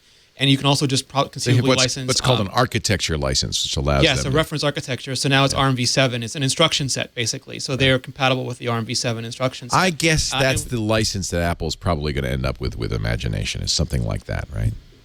Yeah, well, they have their own metal layers, and they have OpenGL, so there's a lot of standards that they could build on right away. And I think they just want to control their own GPU. We see with the Mac Pro, it's not multiple GPUs anymore, but they still want to control their own GPU. We had Brianna Wu on Twit on Sunday. She's a game designer. She designs iOS games. She said almost nobody uses Apple's own Metal and other technologies because OpenGL is so terrible. Apple really made a bad bet with OpenGL. So people are using the real engine or they're designing their own engine. Is this an opportunity for Apple to kind of rethink OpenGL as well? They don't use NVIDIA because NVIDIA wants control, and Apple doesn't like other companies that want control. Like NVIDIA probably won't let them write to the Metal. They'll force them to use CUDA, and Apple was competing against CUDA with OpenCL, which they're maybe again the new Mac Pro shows they're not going to do that anymore. So they had AMD would let them do almost anything, which is why I think we've seen AMD cards in so many things. But this is a whole new architecture. This is like ARM to x86 sort of. This is a very different sort of an infrastructure, and they could replace OpenGL, but what would they replace it with? Was Metal to replace OpenGL, or was it just it's a layer on top? It's on top. It's a layer, yeah. So it's kind of like DirectX. Yeah, I think it's very similar. Like Okay. Brianna would be much better. Yeah, to answer that. but she said, speaking for the developer community, but nobody's very happy with Apple's 3D, particularly 3D graphics on iOS at this point. So maybe this is an opportunity to fix that. Well, Unity abstracts that away for them. I think they develop for Unity. Well, yeah, and I asked her. I said, do people use Unity? She said, yeah, it's cross-platform, but it's not great either. I think Space Cat Gal, her company uses the Real engine. Real, yeah. Yeah, Unreal. Not Real. Unreal. The Unreal engine. Anyway, I thought that was very interesting insight. I think Apple, I think they could get more if they really are able to get more developers adopting their work but they really do have to invest in really high performance and then, great libraries that people can use. Yeah. And I think right now they haven't. There's two problems because OpenGL does run better on Windows than it does on Apple. So partly it's Apple's implementation, but it also, I think, I won't speak, Alex, you should speak to this, but my sense is that OpenGL is not really a very good platform for graphics, or it's not considered anymore to be a good platform. Well, I think there's still people that are definitely using OpenGL for a lot of what they're doing, but not necessarily on the iOS platform. I think that I think that this, all of what we're talking about right now when it comes to the GPUs and everything else, I think part of what Apple may need to do, and one of the reasons they're taking it over, is as they start to really look at augmented reality. Augmented reality is going to depend extremely heavily on a lot of the processes that we're talking about. That's here. how this came up. She said, I am not sanguine about Apple's future with AR because of their crappy 3D layer. Right, and so they have to spend, and I think that they need to control this. They need to be able to control their destiny when it comes to this, and I think they're not going to want to work with an external platform because the problem that they have is they're going to have to make requests, for bits and pieces, or they're going to have to license things that are going to start showing their cards. Yeah. They're going to start improving someone else's ability to do it, and I think that they want to keep it as much tight. There's, as we've done, we're starting to do a lot of AR R&D. To augment some of the stuff that we're doing with 360 video and so on and so forth. And as you get into it, you realize how big of a market it can be. Start some of the just an early test, and even just some of the stuff we're papering out. We're like, oh, this could change everything. But you need libraries that don't exist right now to really make that work. So we're working on the content side of it, hoping that the libraries catch up. But being able to track real time data in real time image data to lock what we're working on, into reality, as well as, being able to render whole new scenes on top of the video is something that isn't done, I don't think, by anybody really effectively yet. Maybe Microsoft with the HoloLens, but outside of that, it's still very, very early stages. And I think Apple's it sounds like they're really focusing on it, and it's the right place to focus, in my opinion. They also apparently are a bidder for Toshiba's NAND flash memory business. Toshiba's selling off its business, looking to raise $9 billion to cover losses. Its nuclear unit, Westinghouse, went out of business, went belly up. Interesting times, isn't it? Yeah. So Amazon's bidding for it, but also, according to Forbes, I guess it's Forbes, Amazon and Google. So, as well as Micron, SK Hynix, Western Digital. So this is interesting. I'm sorry, Reuters quoted Yomiuri Shimbun, which is a Japanese publication. Price must flow, Leo. We must get our NAND flash. Broadcom and Silver Lake Partners bid together about $18 billion. So Apple's got the money. They could kick this in. It would give them a lock on memory for all of their devices. And probably by owning the Toshiba plants, they wouldn't have any holdup, any bottleneck. I don't know if that's been one of the reasons it's been hard to get, Apple iPhones cranked out fast enough, but that certainly could make a big difference. I mean, they don't usually own factories, though. They usually lease and then get machines in there, and it's a very different business model. Right. Western Digital operates a plant in Toshiba with Toshiba in Japan, and both Micron and SK Hynix are suppliers to Apple.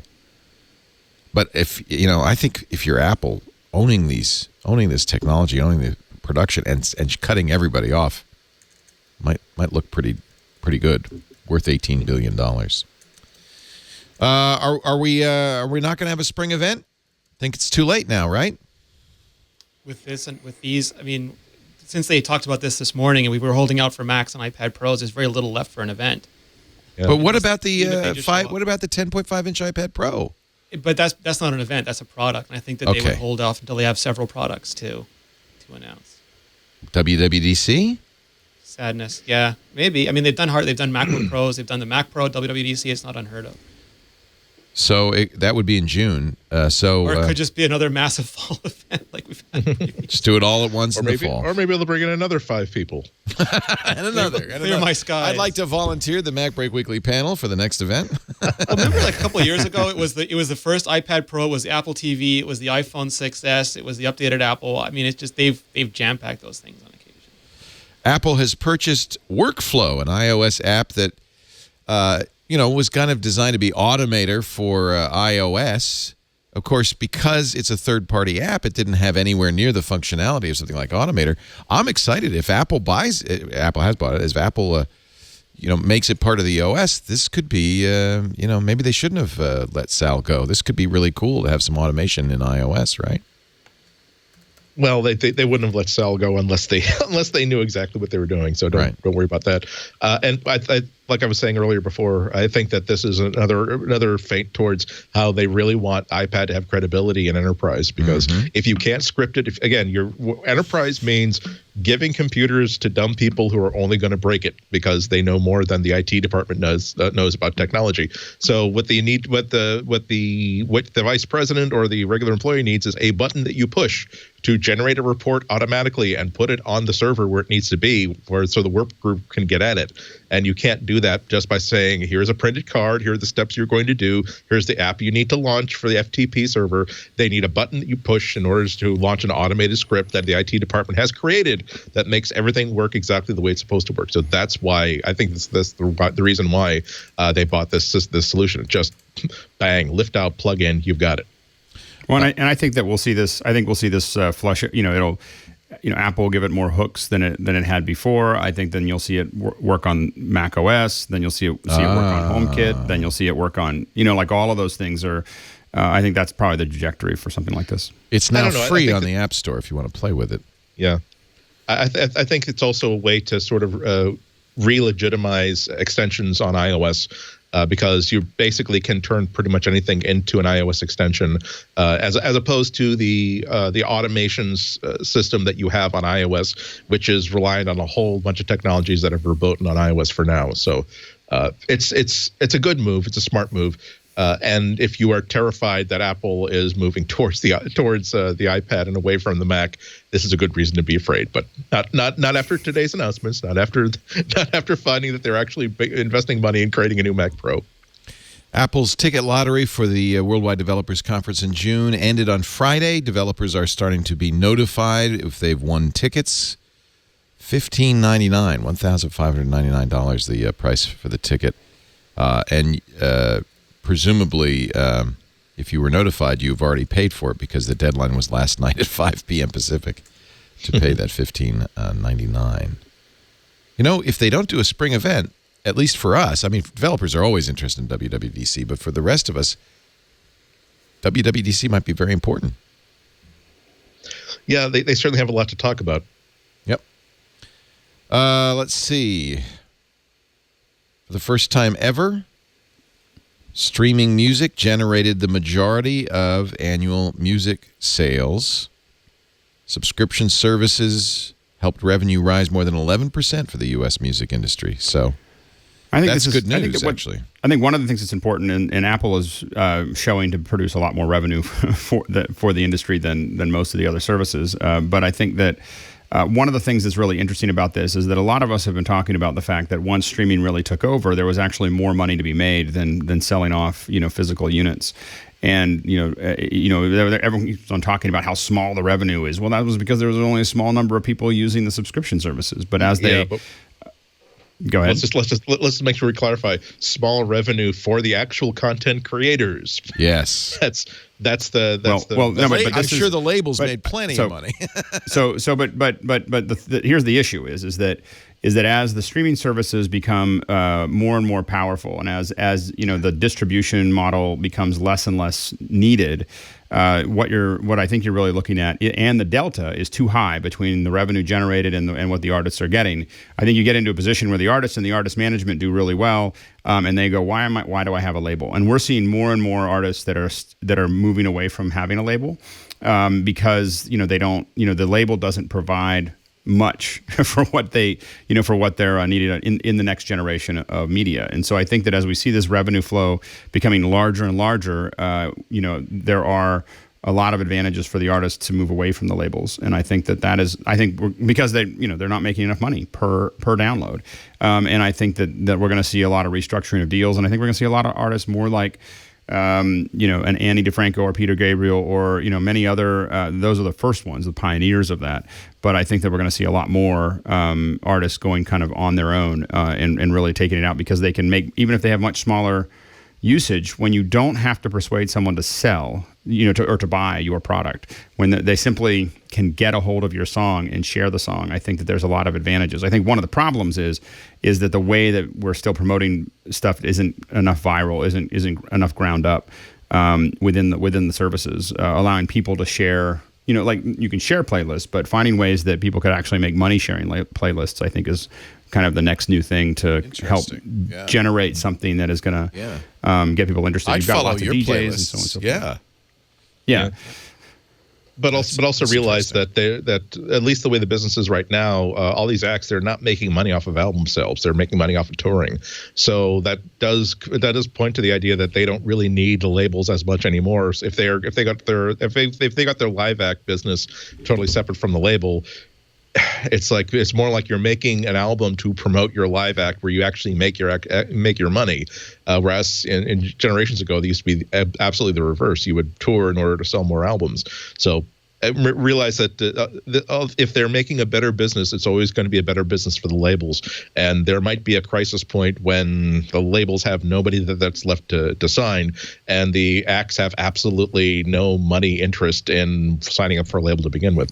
All they will have is 100 years worth of copyrights that they've stolen from poor and badly represented artists. So as long as they can continue to sell the White Album over and over and over again, they'll be somewhere with it. As long as Dark Side of the Mood is how they got that master tape really safe, I think they'll be in a good position. And as we look at both the music industry and the film industry, the film industry right now is being eviscerated by Netflix and a couple other services, Amazon, possibly Apple in the future. It didn't have to be this way for the labels or for the movie industry. They really decided to play hardball with these companies that are much larger than them, thinking that they were going to be able to control this. And now that these companies have stepped into it, basically they're just taking all of their talent. They're taking away all of the producers, all the directors. When Netflix starts signing Martin Scorsese to films, everybody in Hollywood should worry. And so this is not just a music industry issue. This is the artist. This has never been a better time to be an artist that wants to create video content, especially, but also I think in the coming days with streaming, in the coming years, music as well. It's gone through a hard time over the last 15 years because of the reaction, but I think that we're getting to another point where being an artist and being the distributor, the end distributor, is great. Being anywhere in the middle is more difficult. A couple of things about the month of April. It is the cruelest month, according to T.S. Eliot. It's also the month that Apple starts moving into its spaceship campus. It's not done yet. They're going to continue work, but the first Apple employees will occupy Apple Park starting this month. Eventually, I think when we say occupying it, I think it's the IT guys and the movers and everything else. These are somebody. They're still putting in the there trees. full time as they move things around, but I don't think that they're actually there's people There doing I'd be surprised if we see any real work done until August. The trees they're putting in are fully grown trees, so that to make it greener faster. Those are expensive when you buy a tree like that. They are so cool. Have you ever seen those things? They have a tractor that just comes down and just sucks them right out of the ground and sets them back down. It's really cool. It's really cool. These are all Man's mature dominion trees. over nature is complete. Yes, it's all theirs. Apple. Tim Cook told Vogue, "Hard to know what's more beautiful, the building or that pile of dirt in the middle." That's the dirt that was removed to make the building, apparently. They've been secretly building a pyramid in the middle of the spaceship. This whole thing turns out to be a big antenna to bring ET.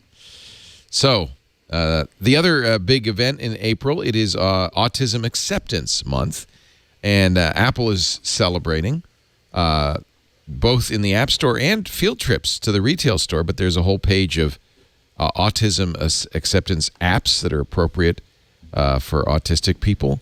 Dozens of important accessibility apps. And they're organized too, so lots of different categories. Apps for every day, apps for learning. There's books. There's even podcasts. I love that. And I think one more story, and then we can wrap it up and get to our picks of the week. What was the one more story I was going to say? I can't remember. Oh, well. Oh, I know. You may remember that, let's see, how shall I put this? The Trump administration is disassembling climate change regulations in the government. Apple and other big companies have decided to take that as an opportunity to say, no, we're still committed. We still think there is climate change. We think it's caused by humans, and we are going to continue to do what we can, both in our new campus and in general, to cut carbon pollution, despite the change in regulations. Apple's response was part of a joint statement from Apple, Amazon, Google, and Microsoft. We believe that strong clean energy and climate policies like the Clean Power Plan, which has been gutted, can make renewable energy supplies more robust and address the serious threat of climate change while also supporting American competitiveness, innovation, and job growth. Procter & Gamble, Nestle, IKEA, Levi's, and Best Buy all signed. It's one of those things where, regardless of what you think the cause is, we'll all die the same. Yeah. So it's good to be on the right side. You know what? Like, it's good to do changes. It's not a anyway. bad thing Yes. to have solar panels on the roof, even if there's no climate change. It's still a good thing. Okay. All our grandchildren will die at the same time. So fix it regardless of where you think it comes from. Yeah, exactly. And also, just to throw a little olive branch, there's going to be some coal in the gift shop if you want to buy coal. It's not like we're trying to put people out of work here. No, not at all. Let's take a break. Your picks of the week, available in my friends, coming up in just a bit. Our show today brought to you by my magazine collection. Last time I flew with Alex Lindsay, he went into the airport bookstore and came out with a stack of magazines this big, all of which he left on the airplane afterwards. But I have a better way. Why have a stack of papers that cost you hundreds of dollars when for a mere $10 a month you can get over 200 magazines on your iPad or your iPhone or your Android device? It's Texture. Texture is Netflix for magazines. And I really want to emphasize this because I know a lot of us want to support great journalism. You are. That money, of course, goes to the magazines. They support journalism. They support features from some of the most trustworthy, credible publications in the world. You're getting Time Magazine, The New Yorker. You're getting Vanity Fair. You're getting The Atlantic. You are getting Sports Illustrated and entertainment and People, too. You're also getting Cosmo. You're also getting Architectural Digest. And you're getting all the great magazines. So you're never at a loss for something to read. Your favorite magazines, it'll automatically download it when the new issue comes out, and you'll have it on the airplane, even if there's no Wi-Fi. And if you're not sure what to read, there's great curation, pointing you in the direction of excellent articles about things you're interested in, artificial intelligence or self-driving cars or wireless electricity. They get all the tech magazines too, PC World, Mac World, Wired. It's all there. And it's entirely digital, so there's no clutter on the coffee table or the seat back. It's environmentally friendly, and it's searchable. You can mark what you like. You can check out back issues, all the pages in the newsstand issue, plus all the back issues, plus bonus content you can't get in a magazine like video, popular photography, and popular mechanics. It's all there. I want you to go to texture.com/twit and try it free for 14 days. Texture.com/twit. 14 days free, and never again will you get on an airplane with a stack of glossy trees. Alex Lindsay, pick of the week time.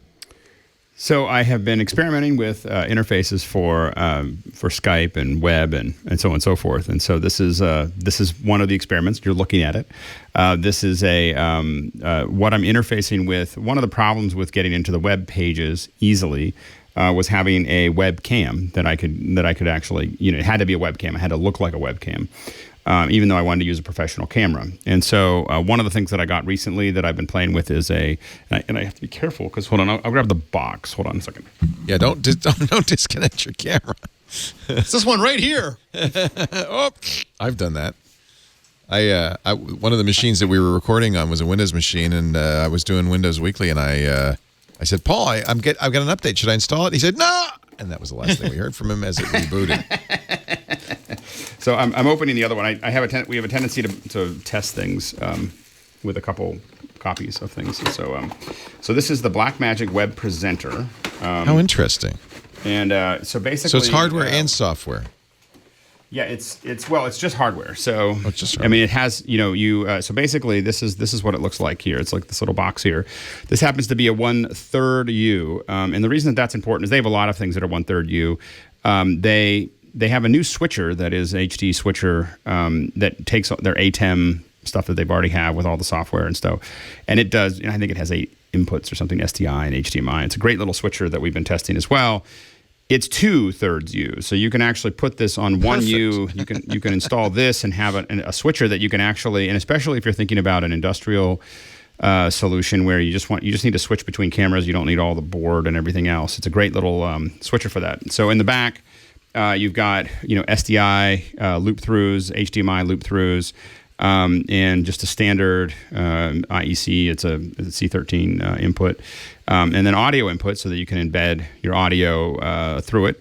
I'm not doing that here. I'm still using the webcam. I didn't get that far today, but anyway, so it's a slick little box, and I wasn't sure. It doesn't work with Wirecast yet, but we're not sure exactly why. But it does work with all the web apps and WebRTC and Skype and everything else. And what it allows you to do, of course, is take either a little camcorder like you would use in many things, or many people would use for this type of thing. In this case, I'm using another Blackmagic camera, which is the Ultra HD, and it's actually scaling it all down and making it 720p to put into it. And I think it's looked okay. It looks great. It's hard to see what it looks like on your Absolutely. side. So. Yeah. But it helps. I mean, you've got a good lens, you've got a good camera, it has been an issue. We've had all kinds of interfaces, and I still use Magewells. And the nice thing about the Magewell and the mini recorder is the Blackmagic makes and the Magewell interface is that I can fit them in my backpack a little easier than the Square. But if you're building a rack-mountable system that you want to use for your school or your company or your live cast to Facebook Live or YouTube, all of those things, it's not an encoder. It just simply interfaces with a lot of the stuff you want on your computer, and it just shows up like a webcam. So you don't have to have, it's a little easier to use than a lot of the other options as far as interface goes. And how There's much? not a lot of work to hook it up. I don't know. It's expensive. If you have to ask, you can't afford it. Well, no, I have a bad habit of I want to test stuff and I tell someone, How many can Alexes? you buy this? I know. And then it shows up and then I don't think about it anymore. And I just have some boxes sitting in the office. You own it now, so. And then somebody asks me how much it costs. $4.95. Okay. So it's a little bit more expensive than buying something. A Magewell is about $400, I think, which is probably the best other solution. The mini recorder that Blackmagic also makes is about $150, which is a lot less of a product than this. So I think that this is a significantly superior product to those. I mean, it takes up more space. So if you're trying to throw something in your backpack, this is not really the right solution. But if you are looking for something you're going to put into your office, we build a lot of, we build studios for folks and so on and so forth. This is a great one to just make it easy. Things are just going to see it. It's going to pop up, and it's got enough professional tools in it that you can kind of get it ready to go. So if you're building a studio area, I think that that's a pretty good solution. If you're building if you are going to carry around in your backpack, it's probably not the right solution. And it's only 2/3 of an Alex. Exactly. Yeah, It's easy. exactly. Mr. Andy Anako, your pick of the week.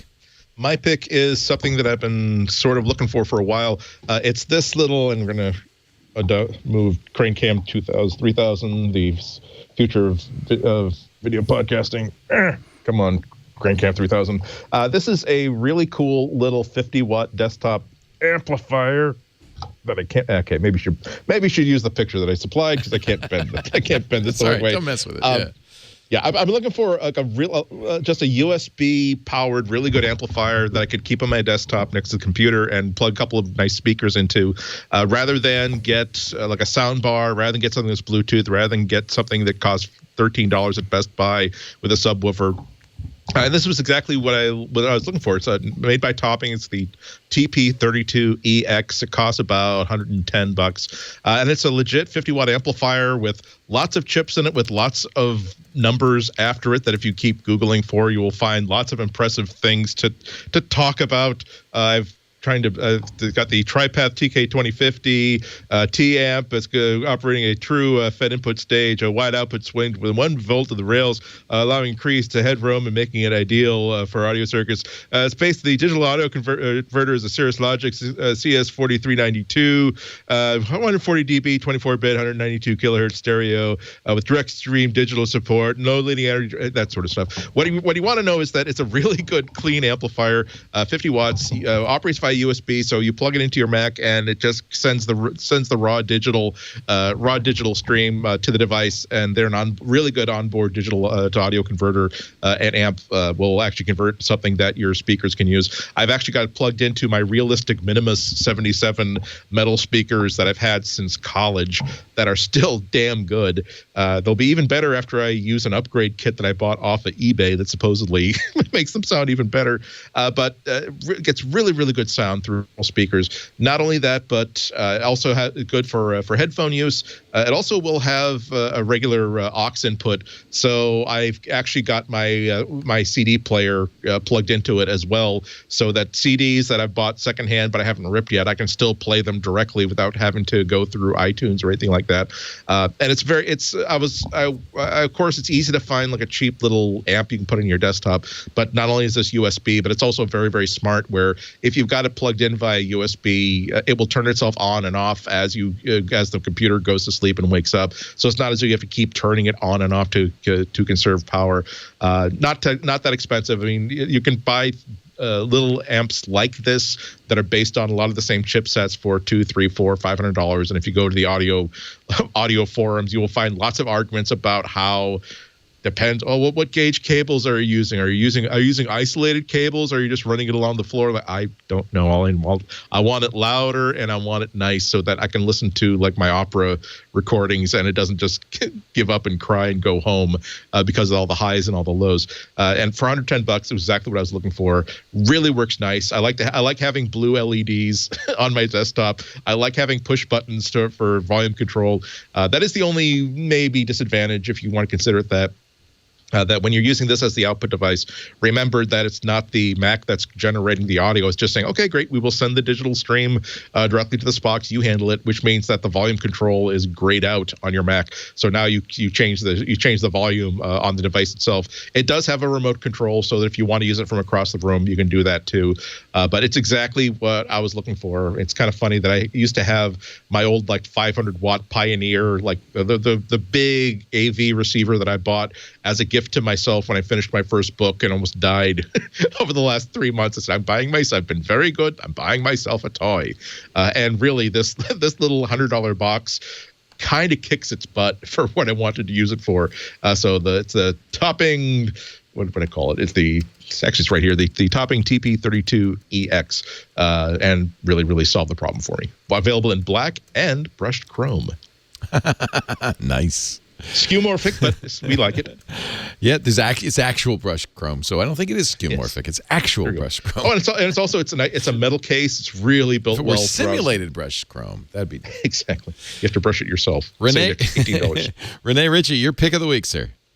I have two picks. Now, the first one is sort of an Uber pick because last Friday was World Backup Day, where they tried to sort of get everyone together and say, you might not always pay attention to backups. You might decide that's future you's problem and screw that future you. You're having fun today. But just as a way of awareness, they wanted everyone to sort of stop and think, do you have a backup plan? If you do, is it still working? Is Time Machine still backing up? Is Super Duper still cloning your machine? Is Backblaze or Crash Plan still running in the background? Just stop and double check and make sure your backups are happening. And if you don't have a backup plan, it's the perfect time to get one. And if you don't want to fuss with anything, you can subscribe to like Backblaze or Crash Plan or Carbonite or something and just get your stuff to start backing up. Use Google Photos, use iCloud Photos, use something so that at some point you don't lose your computer or have a break-in or a fire or a flood or something and lose your family photos or lose the important health or financial information. Or you lose your work laptop and they're suddenly scurrying to try to cope. And it's just, again, a point of reflection, a point for you to start establishing a plan.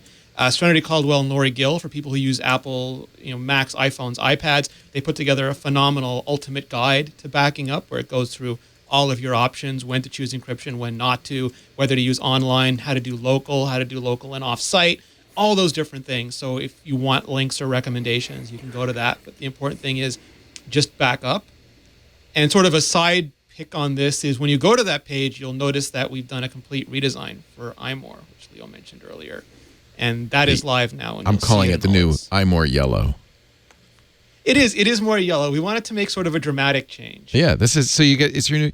Actually, you don't see the yellow so much on the front page, but you see it when you go into an article because you have the bar at the top there. Yeah, But I mean, like it. we And, wanted- and there's also a change in kind of beat. How is that changing? I notice, for instance, now you've got iPhone 7, iPhone 8, iOS 10, 11. I'm glad you got a Pokemon Go button. Mac OS It's Sierra. so popular. People still don't understand how popular Pokemon Go is. Oh, no, It people was still more play popular it. than iPhone last year. Yeah. So how so- are you changing editorial? What is the evolution of iMore? So it's going to be in several stages. The first one is sort of like how Apple stores have been evolving. When they were originally planned, they were very much focused on Apple products. But Apple products are mainstream now. Most people have a phone, most people have a computer, most people have a tablet. It's well penetrated, and they're moving on to other things. They have the Promenade now, where you get audio equipment or video equipment. It's not so much buying your phone or your computer; it's what you can do with it once you have it. And so we're gonna maintain the core. The Apple stuff isn't changing. It isn't going anywhere. It's just becoming the hub around which we're launching other spokes. And some of them are really closely related, like accessories and photography. And other ones are a little bit further out, like transport or toys like drones and things like that. Nice. But it all comes back to what can we do with sort of the stuff that we have. And we also wanted.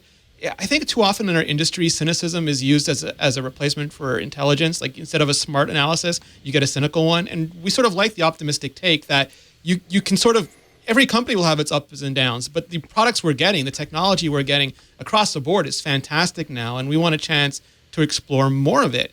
And I think you'll see over time, iMore is going to just expand even greater. Like I wouldn't be surprised if we have an Android phone review every once in a while. Or it's something to do with Microsoft PCs, like a Surface Studio article up on there. I think we're gonna push it as far as we can. Yeah, because we all love technology, right? Sure, and it's not constrained all- anymore. We it's have not. cross-platform households. Right, exactly. Good. imore.com. Still got the podcasts. Renee's great writing, and you've always been great about how to use your stuff better. And I'm glad to hear that you're focusing more and more on that. That's fantastic. Oh, and we're going to solve another problem because there are some people who just want the Apple stuff and don't care about Pokemon Go or how-tos, and there's sort of a hub approach now. Yeah. It's not finalized yet. We're still making updates. But if you want, you'll be able to go there and just see Apple news and editorials. And if you want, you'll just get help how-tos and buying guides. And if you want, you'll just get transportation stories. So it'll make it much easier for you to get the coverage that you want. And then you can Nice. stop writing me nasty. Congratulations. Pleased about that. iMore's getting better and better all the time. Thank you. Thank you. Rene Ritchie, imore.com. Andy Yanako, you'll find him at cwob.com, his website, and also, of course, on the pages of the Chicago Sun-Times. Sporting a lovely beret today.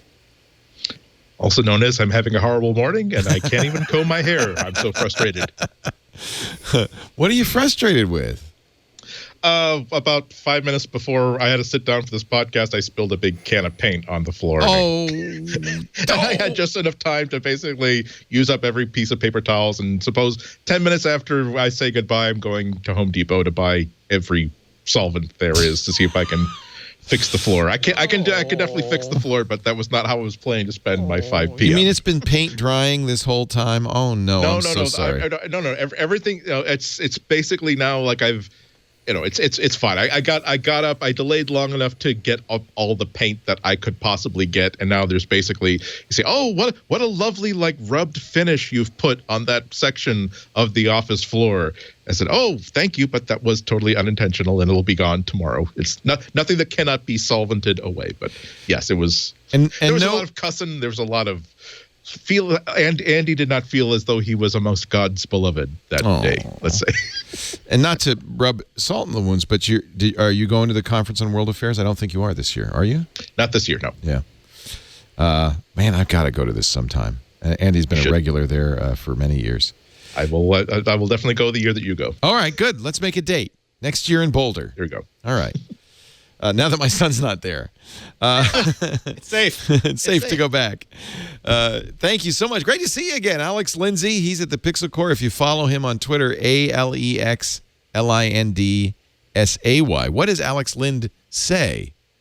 Would be one way to think of that.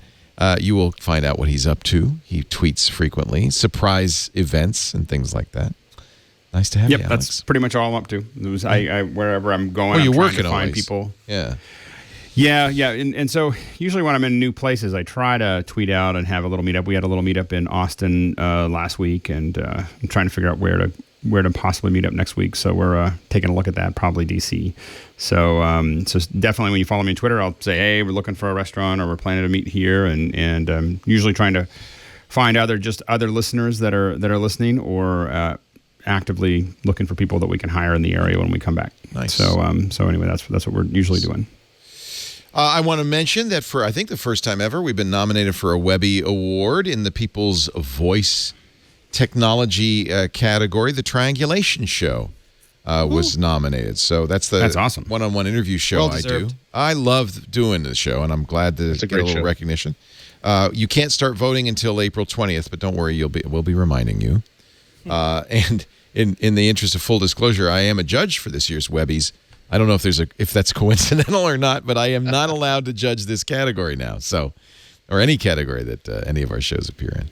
So, but do vote early and vote often. You can voting is open until Thursday, April 20th. Oh, you can start voting now. Thank Start you, voting Andy. now. Get in there and vote. Radio Motherboard's fine. Text message podcasts, that's great. GE Podcast Theater, nothing wrong with that. Codebreaker, fine. But my vote's for Leo Laporte's Triangulation is the Triangulation. Thank you, everybody. We do MacBreak Weekly every Tuesday, 11 a.m. Pacific, 2 p.m. Eastern Time, roughly. If you want to watch live, you can stop by. It's not always exactly on time, but in that ballpark. It'd be 2000 UTC. No, that's wrong. 1800 UTC. And you can also be in the chat room at irc.twit.tv. Always valuable to get your feedback there. If you can't be, though, on-demand audio and video for everything we do is available on our website, twit.tv/MBW for this one. But any of our shows are there, or wherever you get your podcasts, because, frankly, we're everywhere. We ought to be after 12 years in this business. Thanks for joining us. We'll see you next time. Now it's time, I'm sorry to say, to get back to work, because you know what? Break time is over. Bye-bye.